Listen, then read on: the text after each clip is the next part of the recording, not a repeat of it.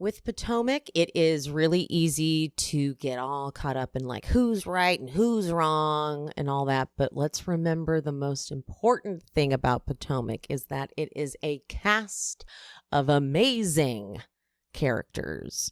And that last scene was so entertaining. They all delivered. Wendy, Mia, Giselle, Karen. Well, not Karen. Karen didn't really do a lot. Robyn left, though. I don't like when people walk out of a scene. You got to stay and participate. Ashley tried. She tried it. And Candiace with that perfect read. I mean, it was a great scene.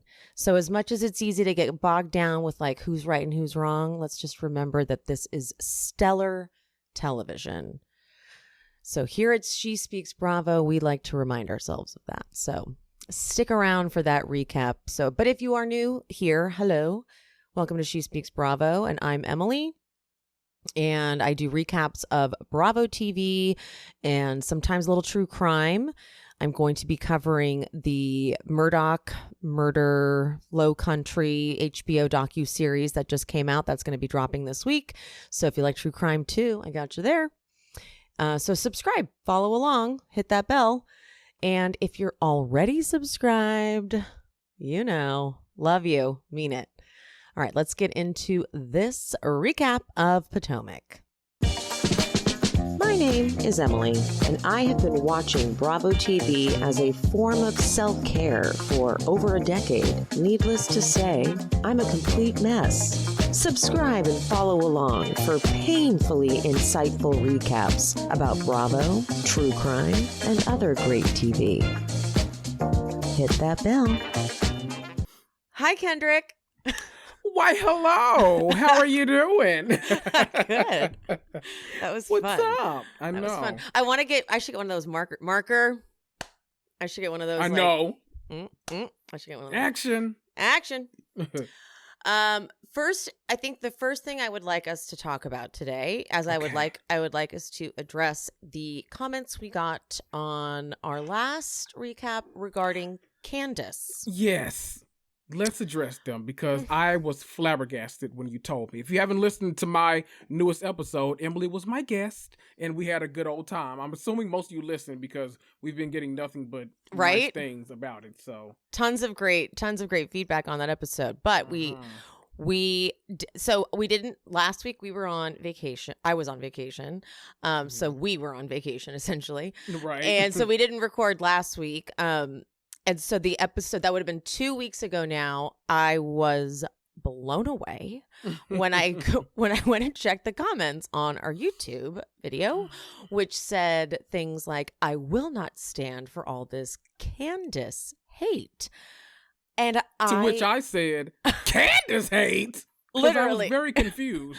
That's literally what you said, because I almost thought we said the wrong name maybe at one point. Like, it's, you know how sometimes, because like I was just listening to, I was editing my bonus episode about Bethany and Carol, and I kept saying the wrong name, which happens a lot when you record because you're just, you know, it happens all the time, right? So I thought, were we saying like the Wendy instead? Like, I don't know, like what were we doing? But no, we weren't. And then I figured out that because we are content creators, we know that Candiace is not a fan favorite. It's just a fact. She's she's addressed it multiple times that people are constantly calling for her to be fired season after season. And I've actually never called for her to be fired. I've just never been her biggest fan. My biggest criticism of her is that she needs to have a little bit more fun with it. She takes it very seriously when she gets into arguments, and that is why this season I think she's having her best season yet, because she sees right through what they're doing, and so she's literally like laughing at them as they're trying to do it. So it's like her reads are landing perfectly because she really is Kenya level at the reads, but the shade hits. She'll go too far because she'll get so like in her feelings, and then it's almost like she's too good, and then she'll say the thing that's too good. You're like, okay, oof, you just went real low. They all can go low, but that's what happens with Candiace. But now she's got it. This is like her best season. So we were going on and on about how it was her best season. And Candiace is flourishing. Uh-huh. So I'm assuming that is what those notes were about the Candiace hate. It's all very weird because if you've been following me for however, I go up for Candiace. I've never been a person that's like fired Candiace. I'm like, why the hell would you do that? The show got amazing once she joined. Don't get me wrong, it got better as you went along, but once Candiace joined season 3 and like Charisse, no offense, kind of dropped down to a friend of level, all of the cast just clicked, and everything she said that came out of her mouth, she was always in the center stage of the drama, and her friendships always changed. I thought she was a fantastic housewife.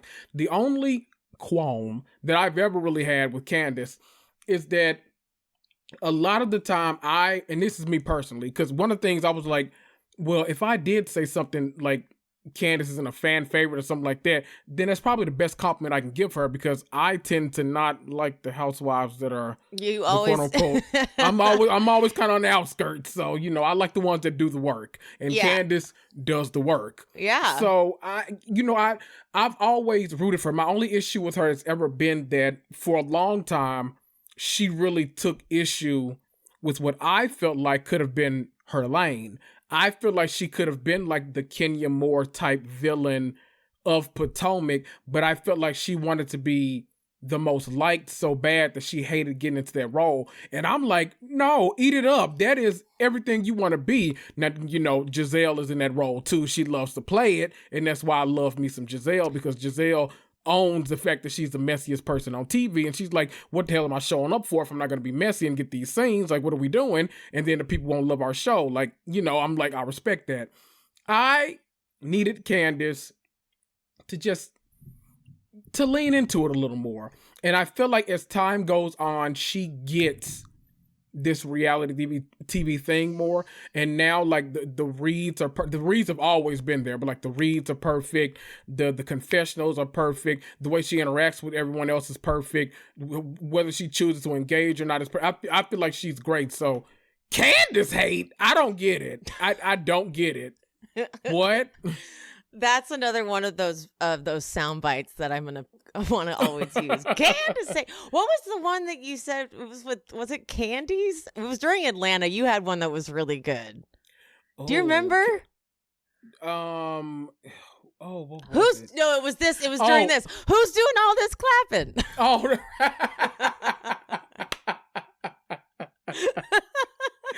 That was the title of the episode too, wasn't it?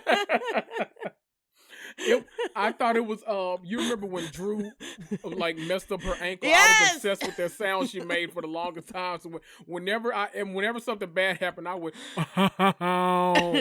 do it every time because I thought it was the funniest shit in the world. We enjoy these silly people too much. My face is hurting. You're kind of saying sort of like you're saying it better than I said it. Exactly. Like I was saying she should have more fun with it. You're saying it in more technical reality terms. Right. Exactly. She didn't want to lean into it. That's what it was. She wasn't like, oh, I get what the game is. I get what this is. She was still like, I'm being misunderstood. It's like, no, it's okay. It's okay. You're not like, we're not here to like get it right. Right. She was like still trying to defend her point and like and have everyone see exactly what was happening. It's like, no, we're not going to get it right. No one's ever going to be all on the same page. It's reality television. The fans are going to see other things. A lot of people, when they're in that lane to begin with, like Dorit, like so many other housewives, they don't realize that there's a curve with the fandom that comes along with it. You can't expect to be fan favorite after one season if you're in that lane. Yep. You've got to kind of, you got to sit in it for a little while. Kenya had to ride that for, maybe until she was finally vindicated with Apollo and all that mess. Probably 5-6 seasons before, like, the majority of people were like, okay, this is the star. Like Kendrick. That was so well put. You are right. It's like it's like a route you have to take. Mm-hmm. You can't just expect to be like, I had a bad season, now I'm not. Right. It's and like if you come in like that, that's the flavor we have in our mouths. It's going to take a minute to get it out. Let me tell you something. Those Beverly Hills girls, they need to stay away from social media altogether, because the two examples in my mind, I'll tell you who did it right in Beverly Hills and who just also clunker.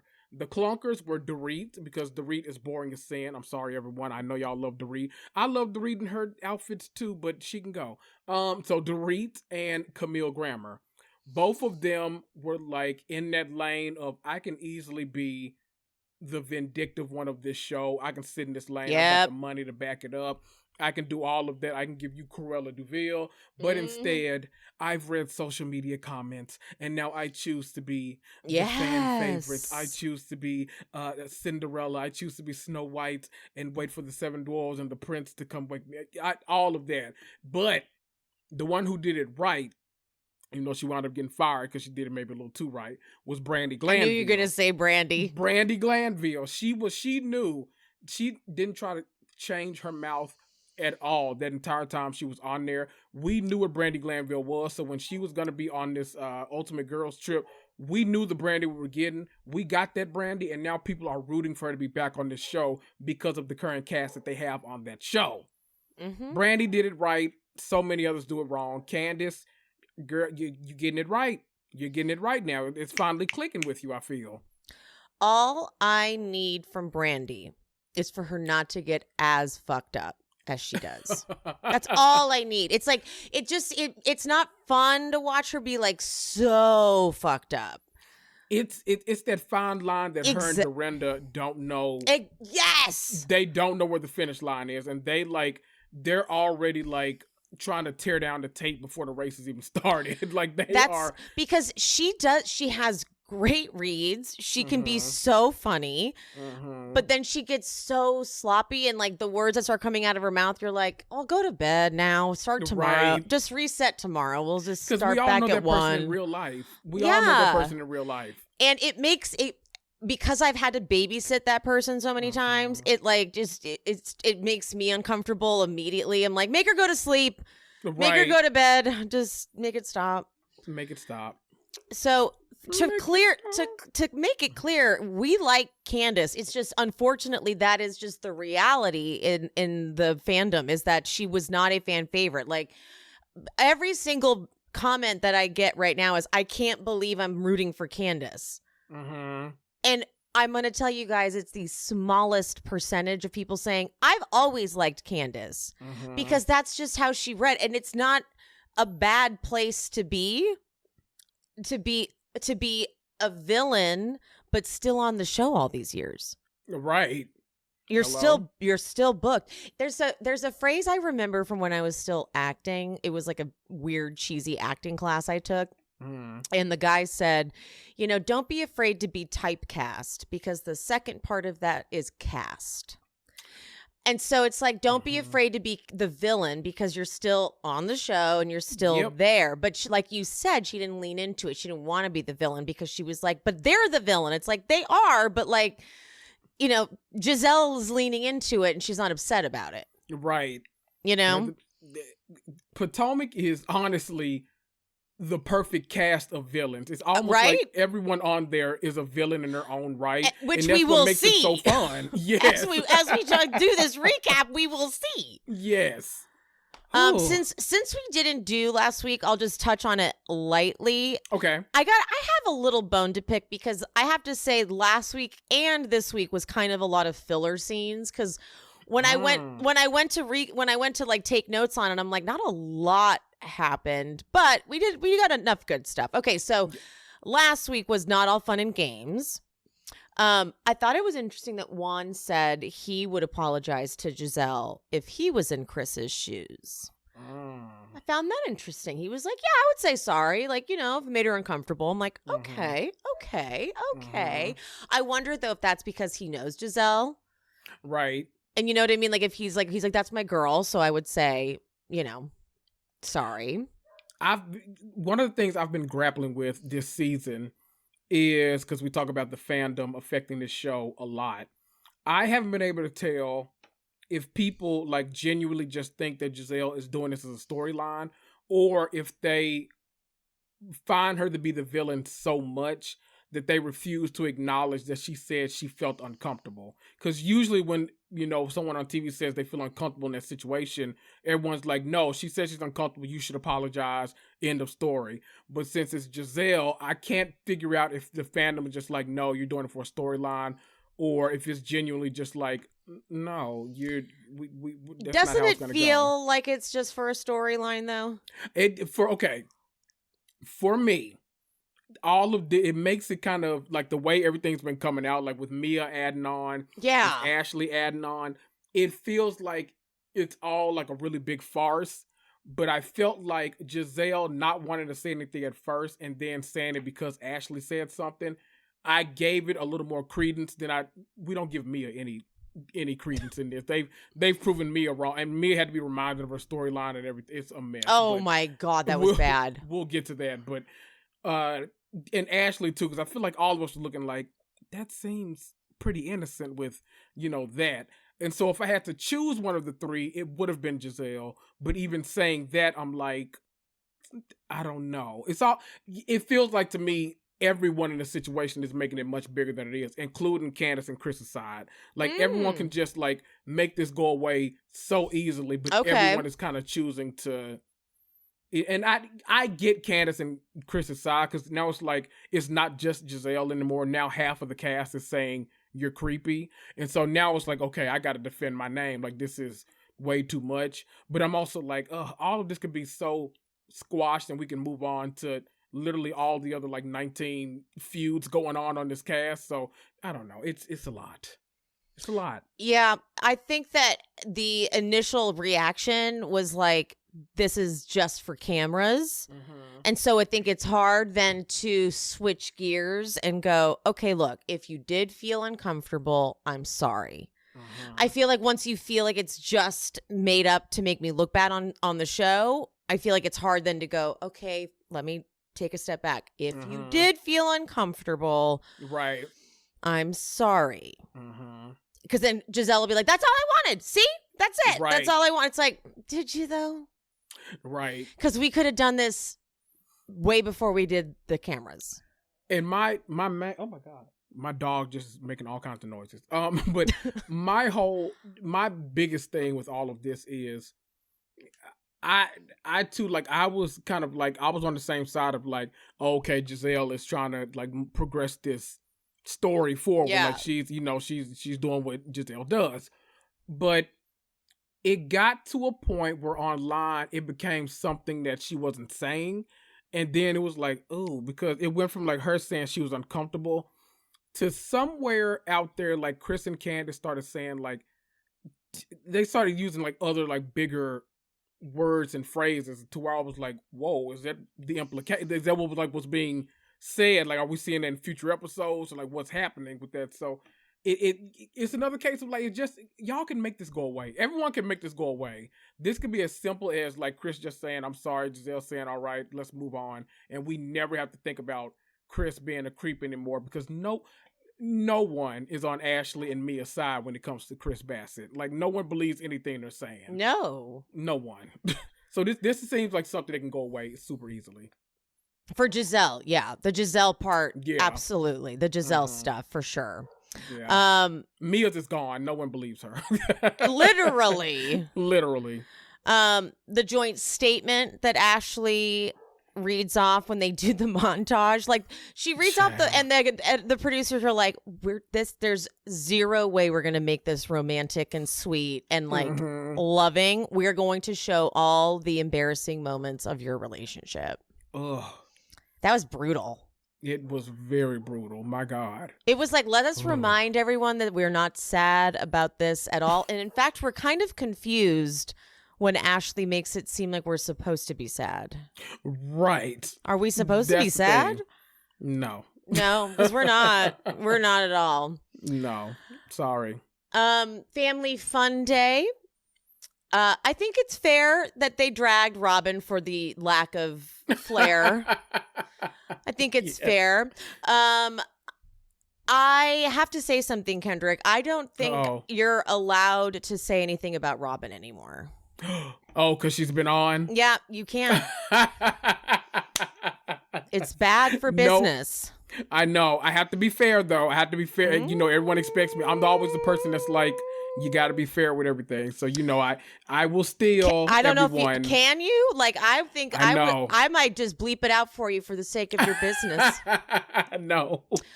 Listen, I may just tell you to stop it because I think it's. That's why I can't. I am such a pussy. Like that's why I don't want to have any Bravo Lebs on my podcast because like I am such an ass kisser that as soon as I have them on, I'm like, we're best friends. Right. I'm inviting you to my wedding, and I expect you to come. Like during Summer House, Lindsay was DMing me a lot, and I was like, should I have Lindsay on? And then I was like, no, because. I'm gonna need to criticize her. Oh, at Lindsay Hubbard, absolutely. Yeah, you know, like I'm gonna need to criticize her, and so and she's someone who, if I criticize her, I don't want her to like, and I won't like if she comes on, I'll be like, nope, everything she does is great, right? Because I don't have the guts. Like when I had Ryan Bailey on, I asked him, I was like, so you're cool with like Tom and Ariana, does that ever get in the way of like you being honest? And he's like, yeah, it does. I'm like, oh my God, it does.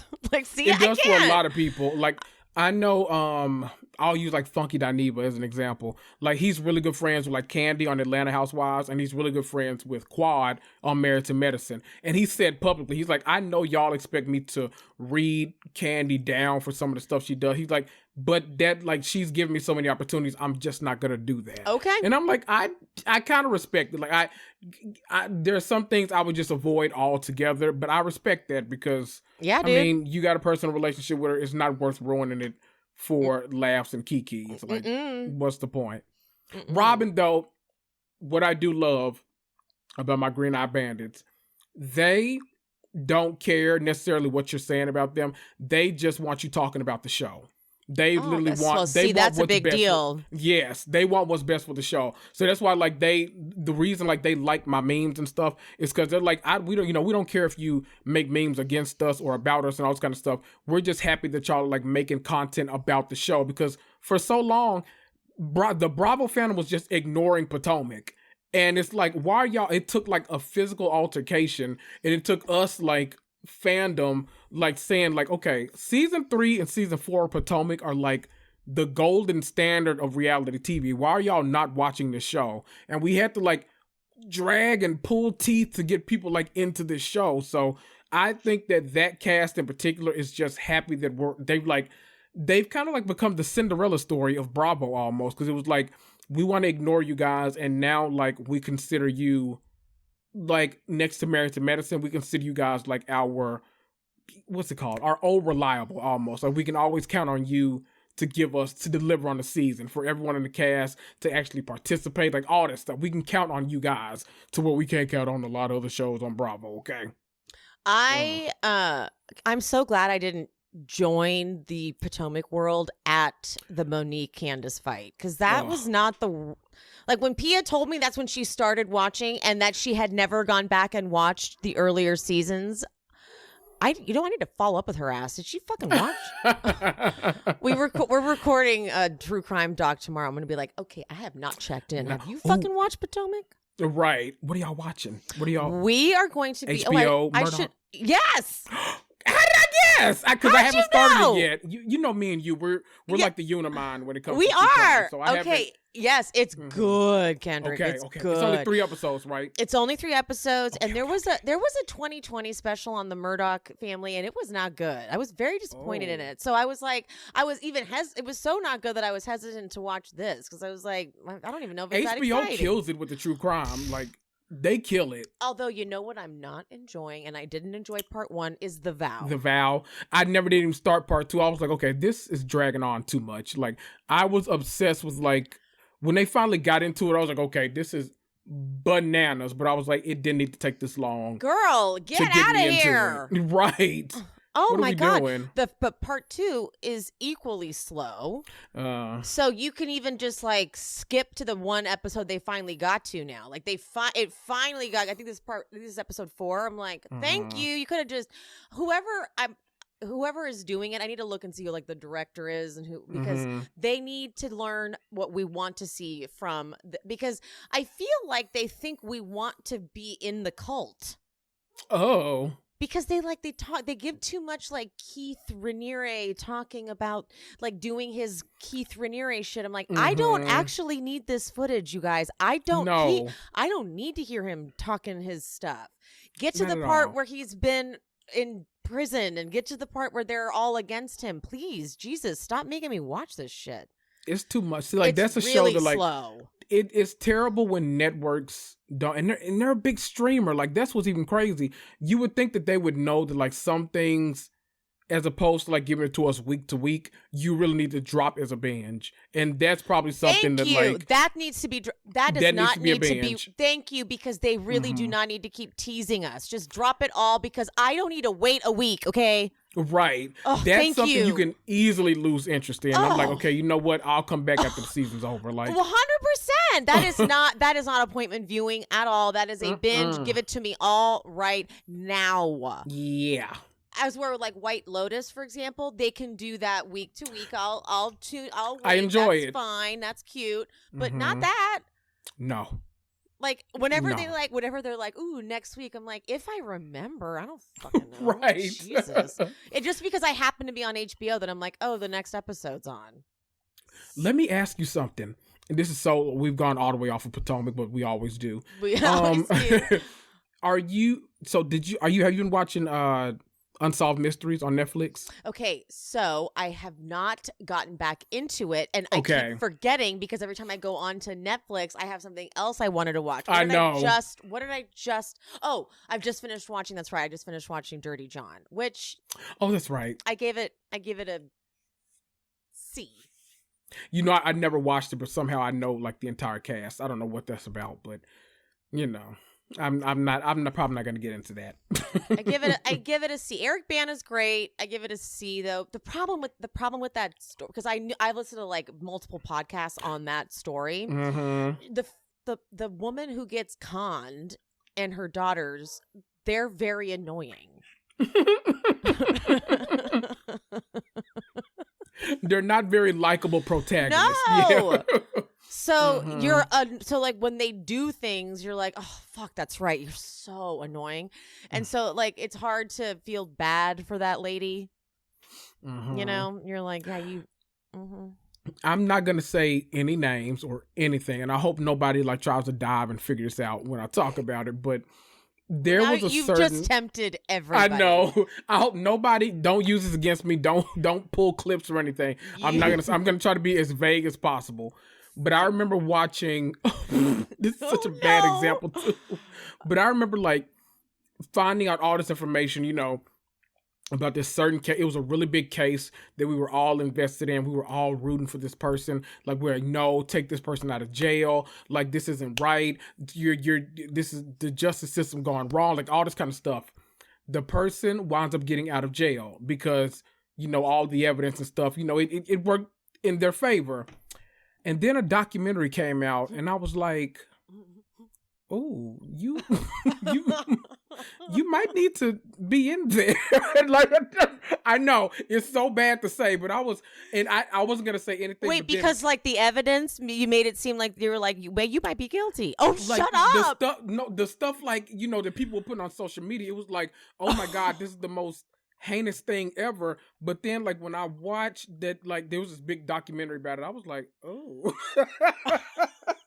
And I remember I wasn't gonna say a word. I was like, nope, I'm just this above me now. I'm not talking about it.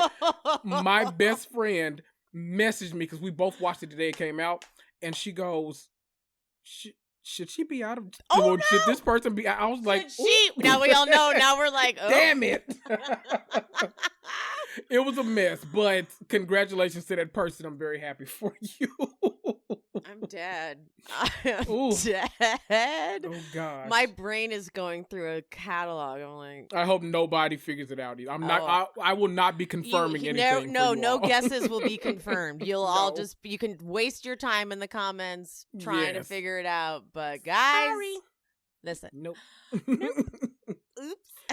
Ooh, you already dropped to one too big of a clue. Now you know you can narrow it down to half the population. That is so funny. That's amazing. Okay, fuck. We got to get back into Potomac. All right. Oh yeah. Okay. Here's what I'm going to say about Robyn, though. I'm going to say something bad. I don't know if you can agree with me or not. Okay. Again, I might bleep you because I don't think you should. I think you should say nothing bad about Robyn. Okay. I don't think it made any sense for Robyn to invite Wendy's kids, but not Wendy. I don't think that is safe. I'm like, she's like, just bring her kids, not Wendy. I'm like, no, that's not a thing. I don't think that's a thing.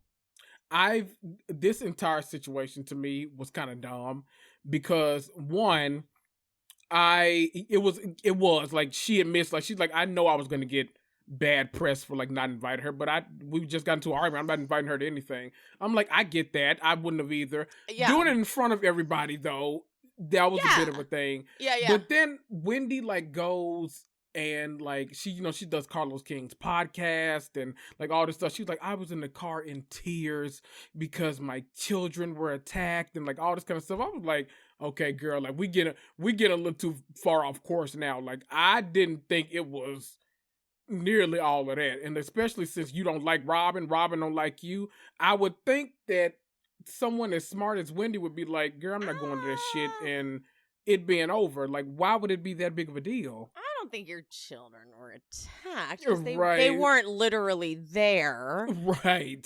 She's like, no, they have, keeping my kid, I think, are 8 and 10. She's like, no, they go to school with kids who watch the show. And I was like, okay, you know what, no, that's a reach. That's right. That is a above reach. Me. It is a reach because look, it wasn't cool to not invite to do the uninvitation in front of her because she could have just invited everyone via text separately and not included Wendy, and then Wendy could have absolutely been upset that it was a day that her kids weren't invited to, but it's like it's that you were not invited. That's right.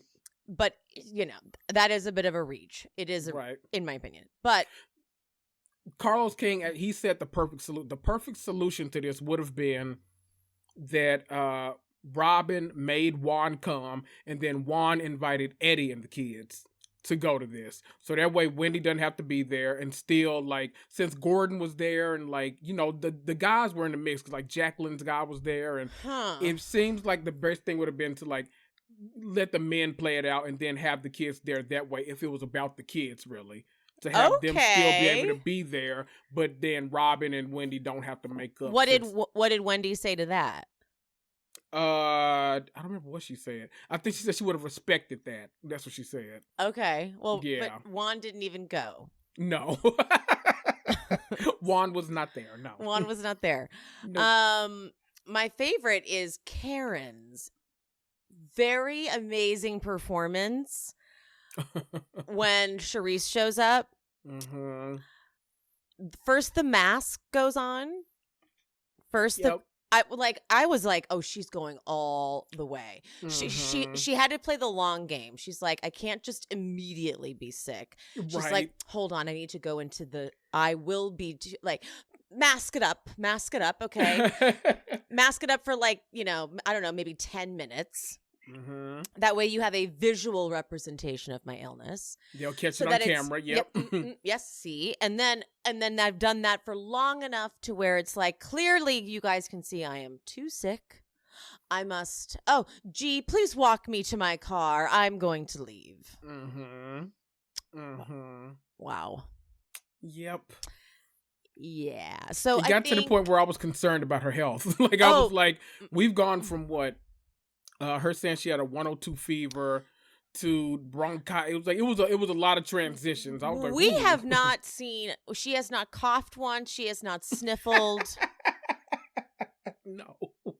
She's not doing a good enough job selling this. Nothing of the sort. She's done nothing to indicate that she's sick. Like, she's not really like, if you think about it, if she wanted to keep using this as a get out of jail card whenever Charisse comes around, she should be at least playing up a symptom or two more regularly. You know, this isn't like, she should be occasionally like with a tissue, like blowing her nose or coughing here and there, but there's been nothing. And then suddenly she has to throw a mask on, and suddenly she's got it. Yeah, no, it's not. Needs escorted to the car and everything. Yeah, not good enough. Not good enough. Nah. Another question I have is, why is Michael concerned that Ashley's trying to get pregnant if they're not having sex? Nothing about that vasectomy makes sense to me. Mia made the most sense when she said he doesn't want any illegitimate children out here. I'm like, okay, that makes sense. That I got. Right. That makes sense, but involving Ashley in it. What? She's like, he's worried I'm trying to get pregnant. What? Okay. But you said. You're Michael Craving, you didn't give in, right? So you're not separated then because you're not supposed to be. What? Ashley? It's all real weird. It's all very weird. All right, so it ends with the article dropping, and now it's out. All right, so now we are on episode 5. Now we are caught up. That was I touched on those things. Okay, a little sneaky. So Ashley goes to Candiace's house, and we get a great scene with them, which is such a bummer because of the way the episode ends. The shortest-lived friendship in Housewives history. Phaedra and Kenya were friends longer than this. Yeah, they are so cute as friends. They really are, because they have Candiace really because they're both young. And so like we got this like cute little like, ooh, you and a hockey player, like, ooh, like this whole but it goes away. But anyway, so what I forget sometimes? Go ahead. And I don't want this to come across like as a bad thing, but like I forget. I always start this shit off shady, but I don't mean. When you started like that, I have to brace myself. I don't mean for it, but I always forget like Wendy is their age. Like she just comes across so much more like matronly sometimes. Like Ashley and like Candiace have such a like youthful bouncing around like energy about them, but like I feel like Wendy, at least, I don't know, it felt like she was purposely like kind of making herself seem more serious than she might actually be. And so I forget that they're all like around the same age because she's in her 30s, right? Yeah, I guess you're right. I mean, it's not that now that you say that, I wouldn't ever think that Wendy is older than that. Like if you were to ask me how old Wendy, like how old is Wendy, I'd be like in her 30s. Yeah, I guess. But if you were to ask, early 40s, maybe. Oh, would you say early 40s? But not the looks though, because like she looks great. But like most women on TV now, kind of look younger than their actual age, right? I would say Wendy seems late 30s, and I would say Candiace could be 29. Yeah. Energetically. And so could Ashley. They both kind of have like late 20s, early 30s energy. Ashley was literally like, what, 26 when the show started? I was going to say, they are younger than her, though. I feel like let's just Google this. How old is Wendy? Oh, wait, hold on. The election results just came up, and I can't look at those right now. Wendy, oh, dear God. I can't handle it. No, I can't handle it right now. Wendy, I did my part. I voted. It's above me now. She's 38. Okay, 38. So yeah, her age is, she's late 30s and they're early 30s, aren't they? Yes. That's a big difference. Okay. You know, I thought her and Candiace were all, what is Candiace? How old is she? I'm going to guess she's 32. Oh, this is such a random comment to make, but I was Googling her. She's 35. Oh. So, yeah, so I was Googling her. Yeah, it's weird, right? It's the energy. I'm telling you, it's weird now. Now that you know she's 35, is it kind of it's a little right. It's weird. What's even weirder though is when I went to like click on her, you know, sometimes it gives you a description of the person, like a quick, like little, you know, like Beyonce singer, like whatever. It says Candiace Dillard Bassett, musical artist, not Good Real for Housewives of her. Potomac. Right. Good for her. She Go deserves you. that. She deserves that because she is a musical artist. She's very, very talented. Good for and her. got Trina on the single. She knows that she can't do this forever, and so she's. I mean, not like music is the not like being a music star is all that easy or anything. Right. That's not the easiest career, but yeah. So, but anyway, their friendship. Wow, that's just really blowing my mind. Okay, so yeah, all right. But Candiace, when she's like, "I'm in a funk," and Ashley goes, "This friendship group helps you get out of a funk." What?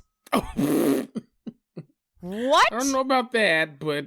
Huh? Get out of here. What are you talking about? Don't know about that. That is like the opposite, literal opposite. Because Candiace the literal is like, opposite of what housewives are designed for. that's not wrong friendship group. I think you're talking to the wrong person. Yep. But Candiace is like, Chris is now not comfortable coming around. And I love Candiace going, listen, I've been around Giselle when she is scheming. And Ashley's trying to be like, oh, what? What do you mean? What are you talking about? And then Candiace is like, bitch, you've been her friend even longer, so don't even. But then Ashley says, yeah, she's got some of my secrets in that box. Ooh. Oh, listen. They say Giselle keeps a lot more secrets than she tells. Yeah, it's called collateral. Mm-hmm. You gotta keep more than you tell. Stuff. Yeah, you gotta sit on some stuff. They're much more valuable in the vault. Mm-hmm. Day. You never know when Mad Day needs to come. It might come. So you keep them down there. Mm-hmm. But then they have this adorable moment about the hockey player, and Candiace is just so fucking cute. It's just such a cute little girlfriend moment. Can we just like do our like super not true wild predictions right quick? Do we think that like Luke and Ashley went on a date and this is actually that hockey player? I would say so, but that is a compliment to Luke to call him a hockey player. That is you're right about that. He wishes. Yeah. He wishes. Like, I mean, he was a hockey player when he was like a baby. Like, he was like the last time. I mean, I think he can probably play hockey a little bit, but like the last time he played like hockey with like a team was when he was like in 4th grade, I think. I love that motion that you did when you said hockey. I love that. That's probably how he played it too. Just like, and then people roll right past him. Yeah, they skate right by him. He probably would kill. I bet people would like someone may send him this clip and he'll be like, "Are you fucking kidding me? I could fucking play hockey." Like I will stand corrected if he actually like plays hockey on a team, but I don't think he plays like hockey on a team. I don't think so either. He's that guy that like wants everyone to think that he's a lot more like, like we don't care about the macho, but like he cares about the macho. Like, he wants to see us like cut. He for some reason he's always cutting wood on the show. Well, it's like, what are you doing? He's tapping maple trees and getting syrup and skating on ponds and shit. Like, he's a regular Canadian, but I'm like, you're not Canadian. What are you doing? You have no idea the level of outdoorsy shit this guy does. So I don't think he had like no, but because a real hockey player, I'm sure that man was like built, and so a little messed up, a little mangled. Does Baltimore have a? Now I got to do some research. Let's go look that up. But then Ashley has the nerve to say, "Listen, I'm going to compare everybody to Michael." Ooh. She goes, "He can talk about aliens. If you can't talk about aliens, keep it moving." Ashley. Girl, he might not talk about aliens, but he won't cheat on you. So, because that's your criteria, right? that's your standard. Someone who can talk about aliens, get out of here, girl. But then this leads them to talk about how like things like Candiace, like everything comes to me, things I don't even want come to me, and that's Karen, stuff about Karen came to me, and it seemed like this was stuff from before, but stuff about going to restaurants with someone that wasn't Ray. Mm-hmm. Mm-hmm. It did seem like it was something from before, like from the Blue Eyes era, right? But so are we? Because I have to ask. I'm always saying, let's be fair. Are we upset with we, the collective? I mean, are we upset with Candiace for calling out these people for trying to quote unquote wreck her marriage? But then she says this stuff about Karen and Ray publicly, that she was around town but not with Ray, and almost kind of like insinuating stuff about her marriage. Is that a double standard, or is there a difference? Great question. I don't know the answer. I'm just asking. I don't know. Maybe. Sure. Yeah, okay. I'll be mad at Candiace. Yeah, Candiace, how dare you? I feel like it's everyone on that show's MO, though. Yeah, it's like the men are never safe. Well, I also have to say that if Karen hadn't been doing those awkward scenes with Ray all this time, I'd be more upset with Candiace. But we've been forced to watch these dumbass scenes with Karen and Ray, where she's like, "Do you mind me getting Fifi and Feifei or whatever the fuck she calls her tits? Do you mind me getting Tiff? Do you mind me getting them done? Are you jealous of the attention?" And then Ray being like, "What's my line? What am I supposed to say?" Right. Like, if we hadn't been forced to watch that, I maybe would be like, "Candiace, knock it off." But we're being awkwardly forced to watch Karen create this narrative because she knows that Charisse is coming on the show. So I don't know. It almost feels like it's like that was Candiace's line. It's like they're like they're showing like Karen and Ray doing these awkward scenes. So it almost feels like when they storyboarded the season, they were like, okay, so we'll show Karen and Ray doing these really weird scenes that are clearly her trying to get ahead of something. Mm-hmm. And then we'll sprinkle in Candiace saying that, because they could have cut that out, but we'll sprinkle in Candiace saying this. Then we'll show, you know what I mean? It feels like they're just kind of telling a very clear story here. Yeah. It almost feels like concerning Ray and Karen, Ray and Karen. It almost feels like Terry and Heather, like when those rumors came out about him and all of a sudden they're in public. Oh my God, we're so in love. We've never been photographed before, but here we are. We're suddenly in the paparazzi. It's like, okay. That made it worse. It made it so much worse. I didn't even think, because I really don't think Terry's cheating. I think they actually have a very happy marriage. They seem happy to me. But when they did that, I was like, oh wait, maybe it is true. Right. Why'd you do that? That made it look weird. Dumb move. Dumb move. Candiace had a great line. Candiace goes, Ashley doesn't need old balls.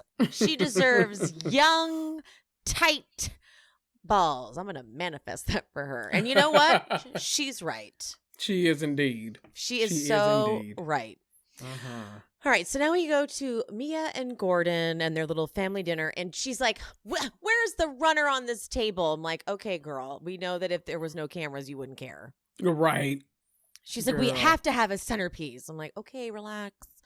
Gordon looks confused. He's like, really? Right. Goes on all slow. He's like, okay, I'll grab a team. They've opened their 25th clinic, and they do this fucking flashback like montage of Mia as the business owner. And these are the clips they pull. They pull her going, this pamphlet goes here. They flashed her on a phone call being like, yeah, I'm gonna call you back. And then they go to her literally just looking at a computer screen like, how do I log in? Oh dear. They know that it's like, girl, you are not really this busy businesswoman who cannot. She remember last season she was like, oh, I am a businesswoman. I don't have time to even text people or run my social media. Right. Everybody. I'm very busy. Yeah. But then G goes, well, you see, the big elephant in the room is the mystery around your health. And Mia goes, what about it? Oh, girl. Girl, if you forgot, we did too, girl. Move on to the next one. Move on to the next storyline, Mia, because what are we doing if you don't even damn remember? What are we doing? I feel like she didn't tell him like, oh no, I already had to tell them I got the results back and I don't have cancer. She didn't tell him. She didn't tell him that they ruined her storyline. She didn't let him know. Like they fucked it up for us. I had to admit that I don't have it. Damn it. Oh, girl. This is gonna be very.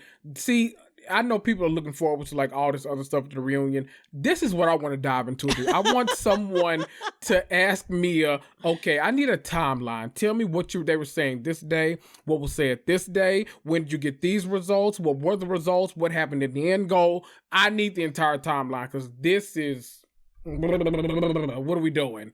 What is this? You know she's not going to have anything in concrete. She's going to be like, okay, so I went here, and then I went over there. And then I went over here, and then that's what they said. Okay? Oof. And you're going to just want to kill her. Do you think anyone is going to step into the Megan King Edmonds role and like call around to, I was going to say Kodo. That's Vicky's insurance company, isn't it? Not, what's the name?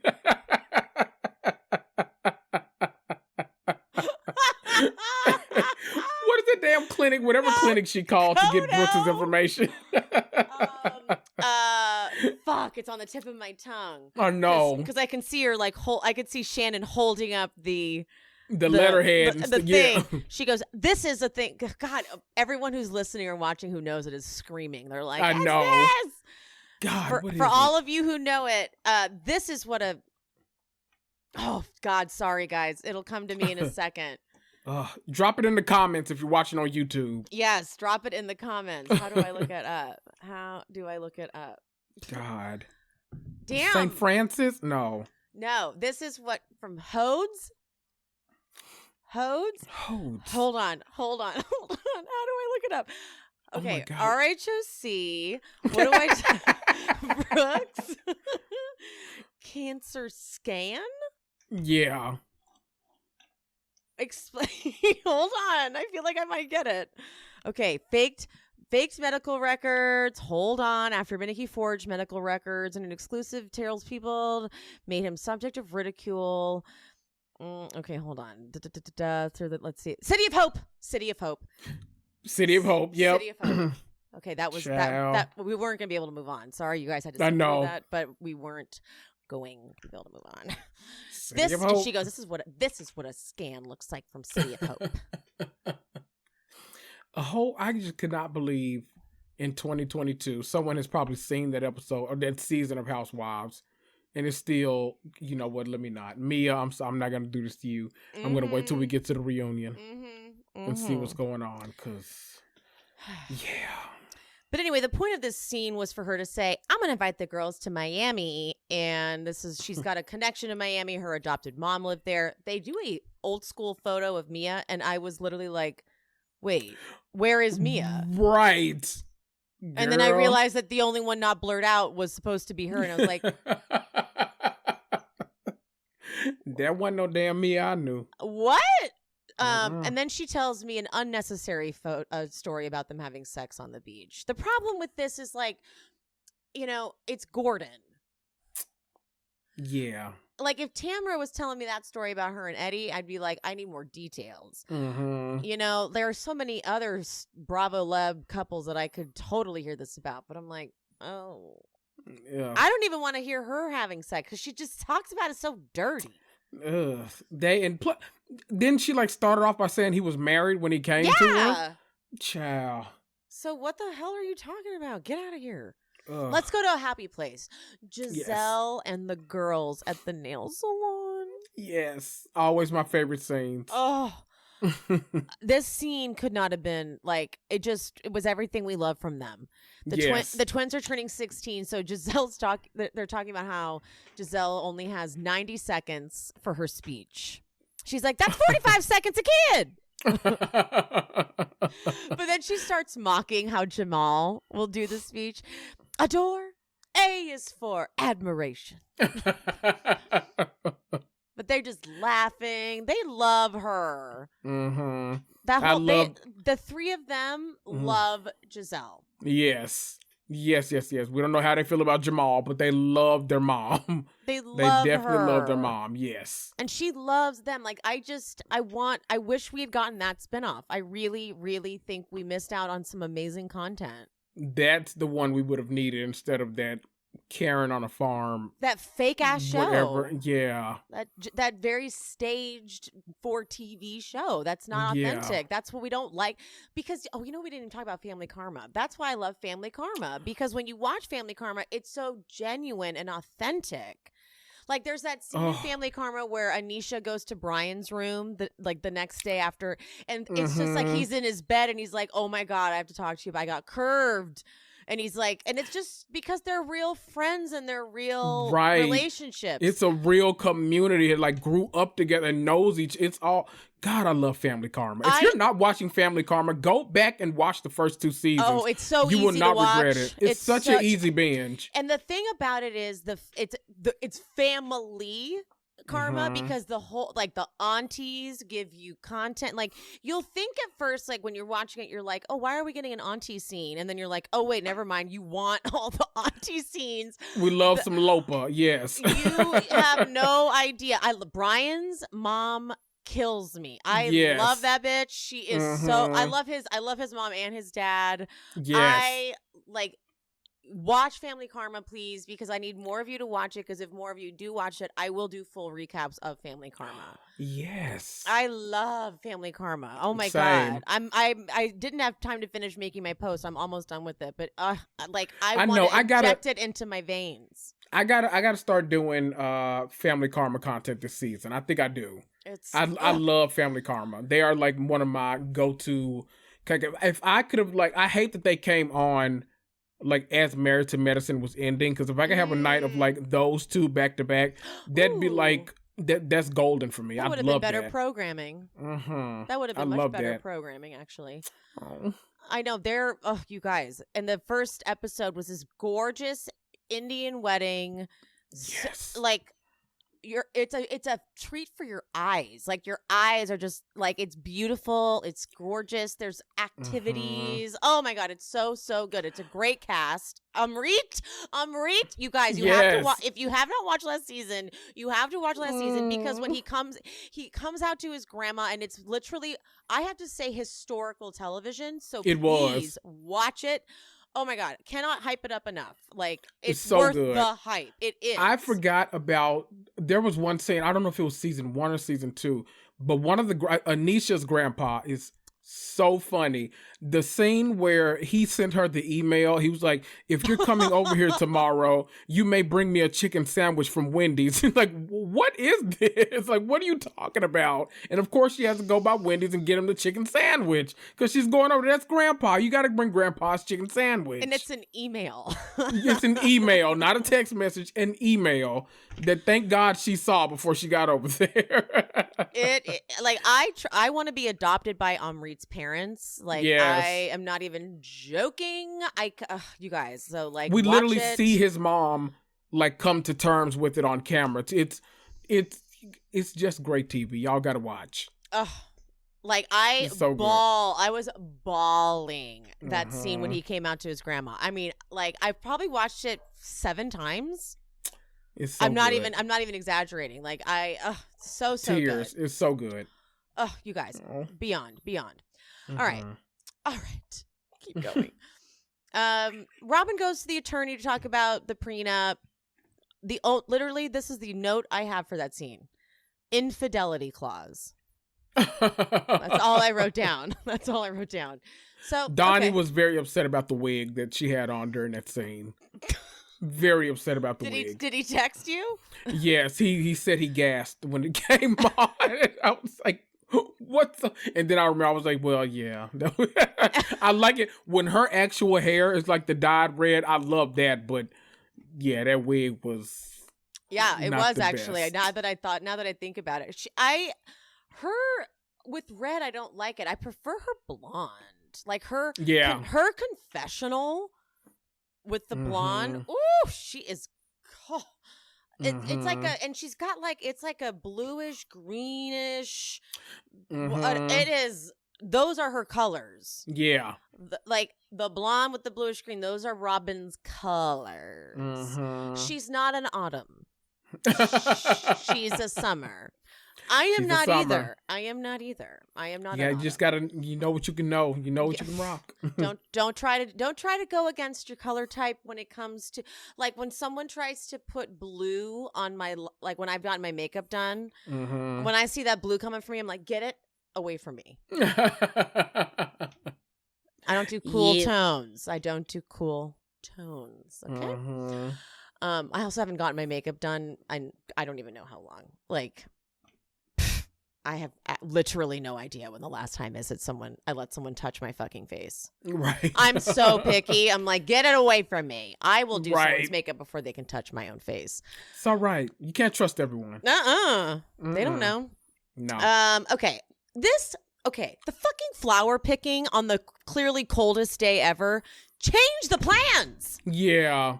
That whole scene was poor people. Okay. Do you get the sense that they're having to kind of put Wendy in stuff like purposely? Because I felt that when her and Ashley were driving together to the thing, I was like, what the fuck is like, when the hell have Wendy and Ashley ever hung out in history? Like, what is this about? Yeah, like, that felt weird. It felt very weird. And now this flower picking with the three of them, like Karen, okay. Yeah. They've become friendly. Like, that makes sense. But like, I don't, it almost feels like Wendy is such odds with like so much of the cast that they're having to really kind of figure out what she can do on the show. And that's kind of disheartening. It's like, that sucks. But it's also like, well, shit, I don't find something to do because I don't know. I don't know if we see through it when it's like her and Ashley hanging out. It's like, y'all aren't friends. Like, stop it. Y'all don't hang out. When Ashley doesn't know anything about CNN. She's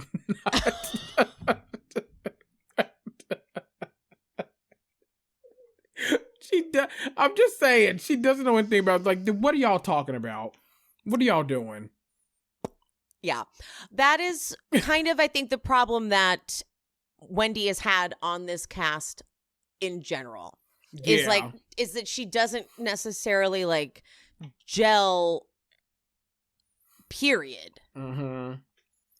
And it's great because at first, like, you know, her and Giselle both AKAs, Alpha Kappa Alphas.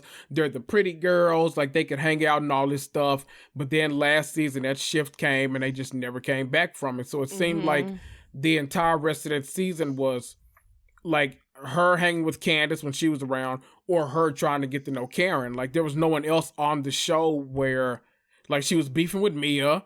The Green-Eyed Bandits she was at odds with. Her and Ashley, when do they hang out? Like, I don't feel like we never even see those scenes. So it's like, it's always just her trying to kind of like, not fit in, but it's her trying to fix like what find her place. It's like she thought she could pull her, like she kind of didn't make enough friends before she started to be mean.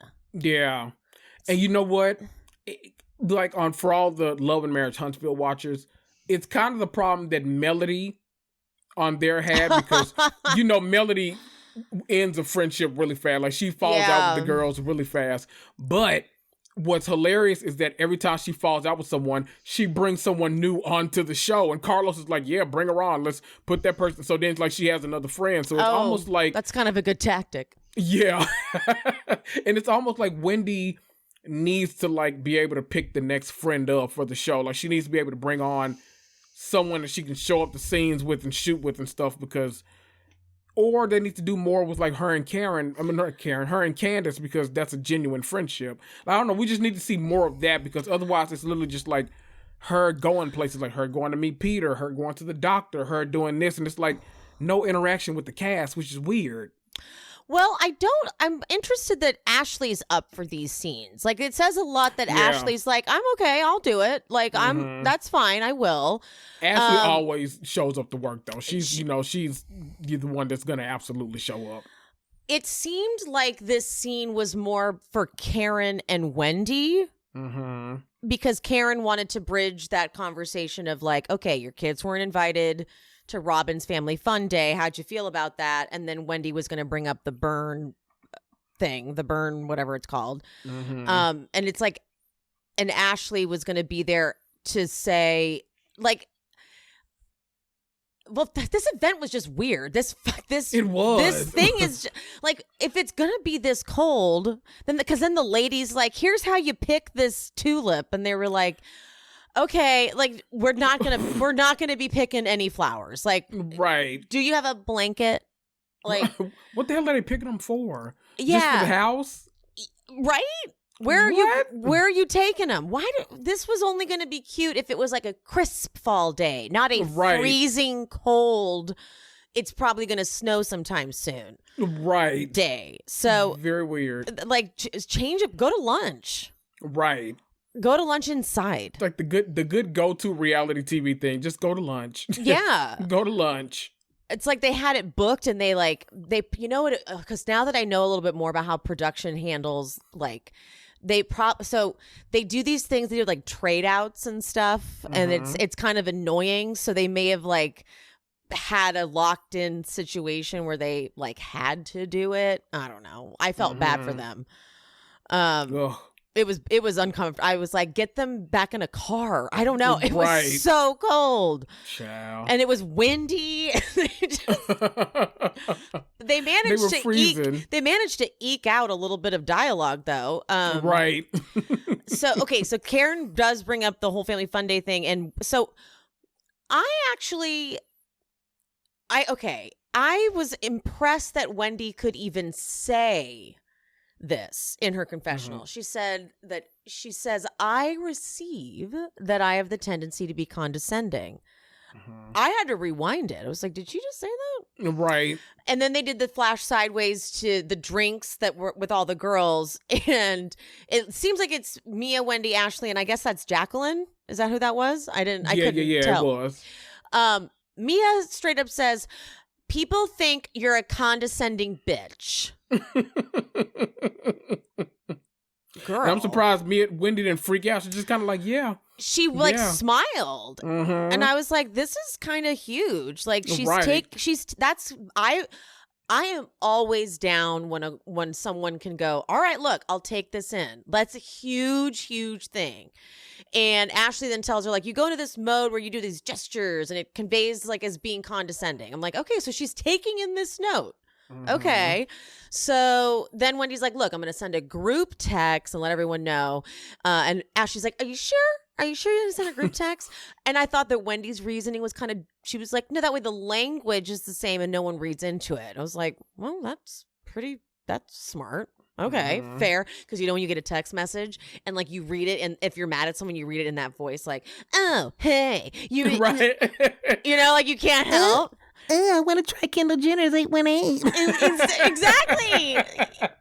You read it in that voice or you hate them. Right. But Ashley's like really pushing like you should do a private text. And Wendy like looks at producers when she says this. She's like, you guys are acting like they didn't just do something to my kids. Like, what are you talking about? And I'm like, okay. Now we're getting a little... That's one of those things. People on reality TV do it all the time too.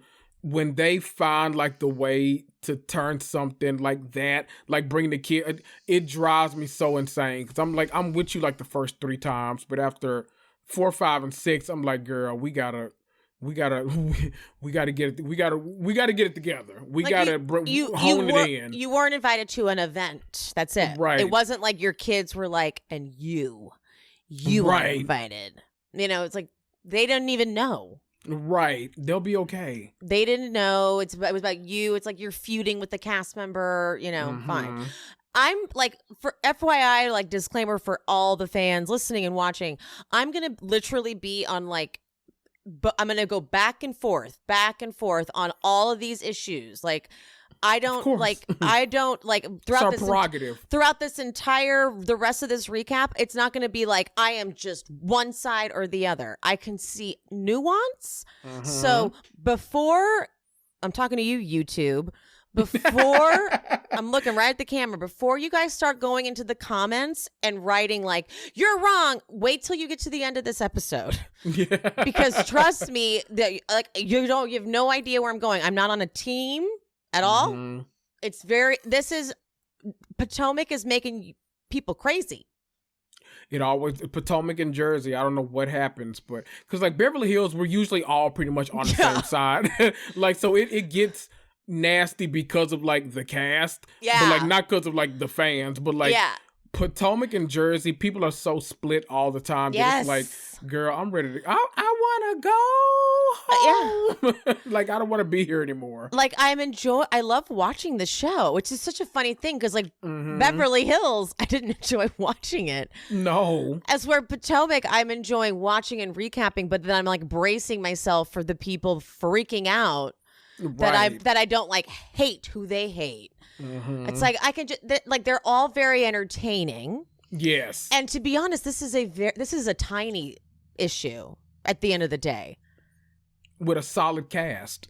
Right? With a very solid cast. Like we don't like openly hate anybody on this show. I feel like everyone on the cast like carries. Everyone does their part. And to me, that's the best thing you can ask for. So like I don't actively hate anyone on this cast. Now, do people do shit that annoys me? Yes, all 7 of them do. All of them. Quite often, but that's the point of the show. I mean, what are we doing? Yeah. Candiace's sister was so cute in this scene where they're hanging out, drinking the wine. And I'm with her. I don't know who Trina is. If it's not Beyonce, I don't know who sings it. I'm the same way. I was like, I love her. Because I was like, when you said Trina, I was like, okay, good. You can speak to it. Who's Trina? Trina. The baddest bitch. So let me sing. I know you know the song. That's right. I'm the baddest bitch. Ooh. Who's bad? Who's bad? Or that old song with her and Trick Daddy. You don't know now that I've been the places I've been. That's been the things that I spend. Oh. Yes.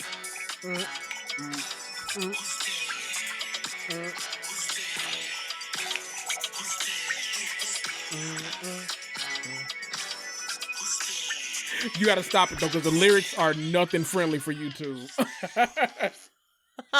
Nothing friendly for YouTube. Oh shit! Pause. Oh. Okay, so do I need? I know who Trina is.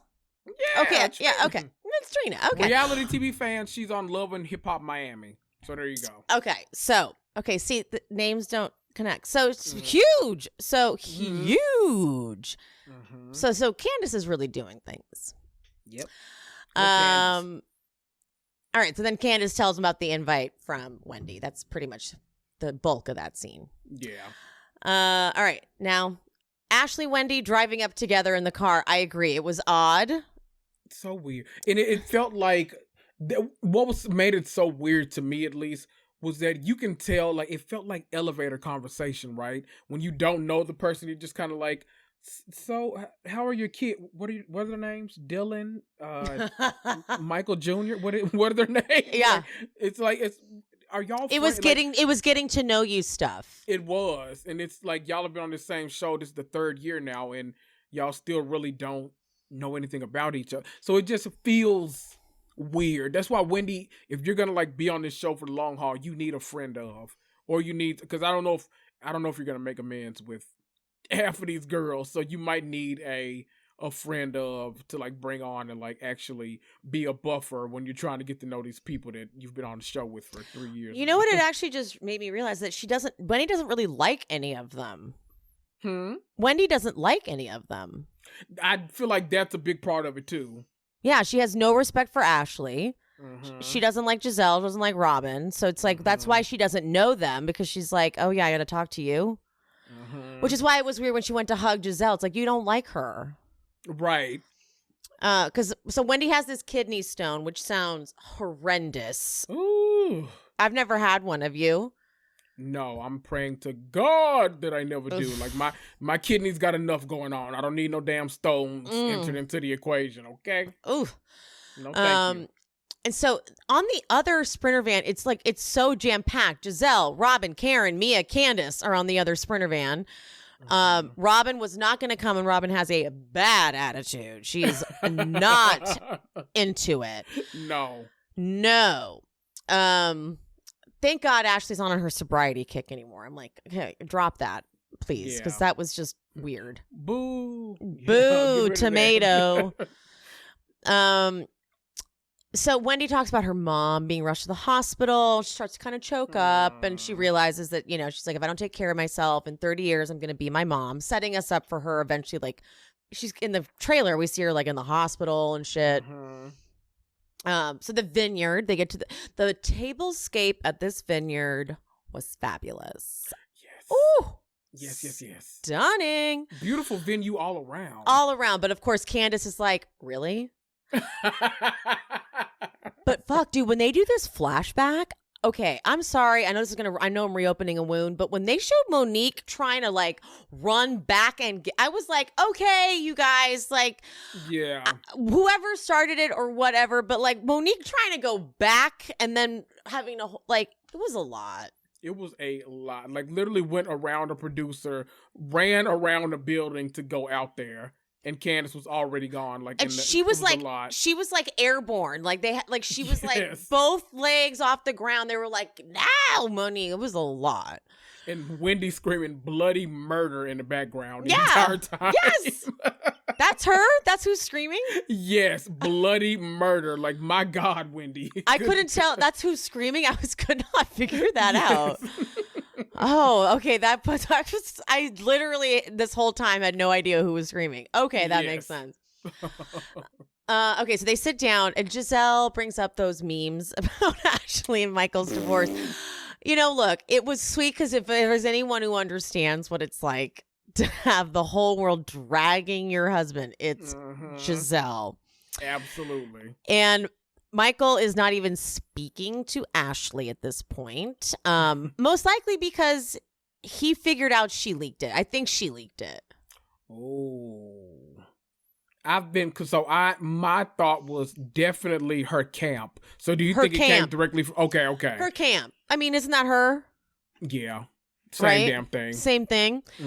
I don't know why it would benefit her to do it, but who else would have leaked it? I mean, if you're going to tell everybody in your world, it's going to get leaked. Right.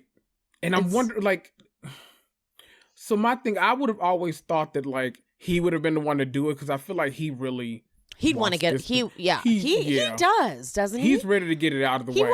It feels like she's kind of really sad about it. And it's like, girl, count your blessings. Like, what are you doing? I think that she trapped herself. I think she thought she knew what she was doing, but I think that she underestimated how evil he was. Now that I can see the way she's doing her confessionals and stuff, I'm like, ooh, she thought she'd have it more in the bag, but she's like, fuck, this guy knew how to write that prenup. Good job having those 2 kids. I know that's terrible to say, but good job on having them 2 kids. He can't deny that. And now she's out here fucking this hot ass young guy, Luke. He's gonna be even more spiteful. When does their year come up? I don't know. So when she did Watch What Happens Live at the top of the season, wasn't she at 8 months or something? Oh, maybe. So maybe she's at 9 and some change now. Don't quote me on that. I might be totally fudging the numbers on that. But I know that that is just bizarre to me that you have to be separated. That's kind of shitty. That's crazy. That's not cool. You shouldn't have to prove that you're separated. Just give some of these laws. That, I agree. It's one of those laws that it's just there and nobody ever says hey, we should amend this, right? What are we doing with this? It's really stupid. And there are so many of every state has that one law you hear. You're like, I went to the ballots today. I don't know what states it applied to or what, but in my states, I think I was one of the few. I think there were maybe 4 total. We had to vote on whether or not we thought that slavery should definitely be forbidden forever. What? Yeah. You heard me right. What'd you Slavery. vote? What if I was like, I'm okay with it? Like, It's whatever. cool. Whatever. I just didn't vote for that one. Right. And it's one of those ones that scares me because, when you get when you're doing the little midterms and the local elections and stuff, it's ones where it's like, oh, who do you want for this one? So you just choose a candidate. Who you want for that one? You choose a person. But then you go to the next page and it's a full page of stuff you got to read before you start. You're like, oh shit. And I'm nervous that people didn't read that. They're like, no. And they're just clicking shit and slavery becomes back in the law in Tennessee next week. It's too much. It's too much. Don't. No, that was definitely not over here in California because California, obviously, were the blue Gavin's ones. got it together, okay? Gavin at least has his figured out. He's doing his damn thing. But, wow. Yeah. Wow. That's the good old South for you people. Wow. See? Jesus, Hello? that's ridiculous. Not only do we produce slavery, we produced Erica Jane too. Did you see the latest news that let me pull it up. $55 million or something about her being named the, what was it? Well, see, that's old. That was Bye Wig Hello Drama posted that, right? Is that what you're talking about? I think so. I was trying to look. I'm like, is this new? They posted. That's the $55 million lawsuit is the Jay Edelman case that's been pending. That's been around for a minute. Oh, okay. And if you are Kate Casey's podcast, whenever Jay Edelson is on there. Mm-hmm. It is spectacular because this man knows all the things. So when you think you're like, maybe Erica didn't know, you listen to him and you're like, oh fuck, she knew. You guys, yeah, she fucking knew because he just.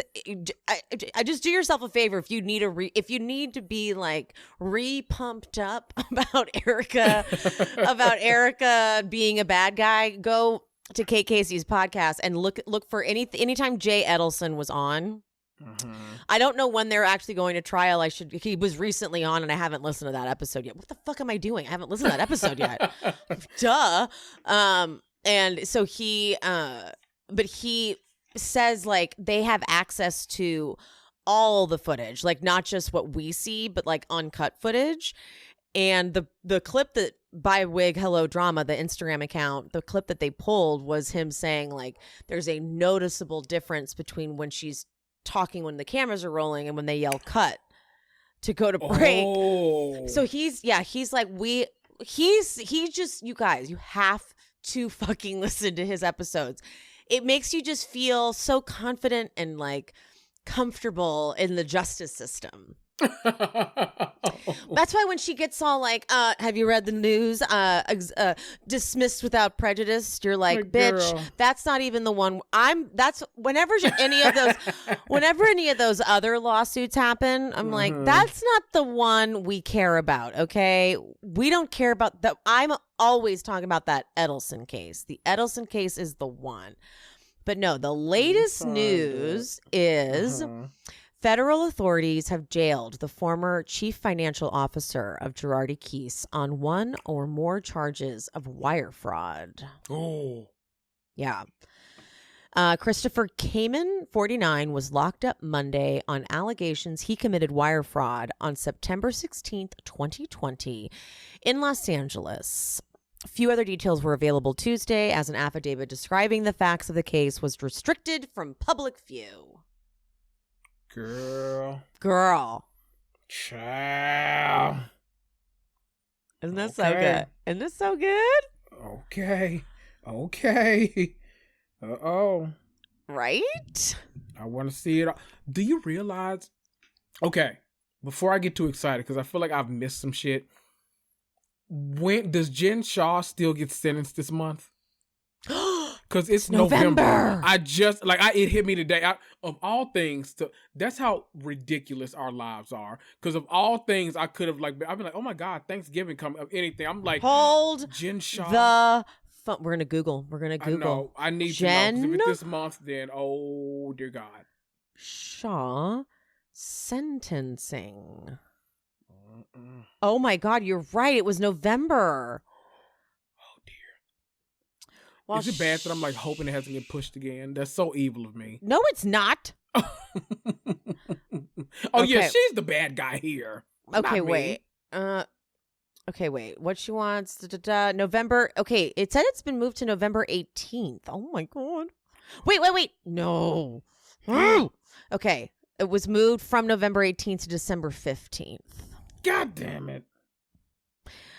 Ironically, December 15th is Shaw's close friend Meredith Marks' birthday.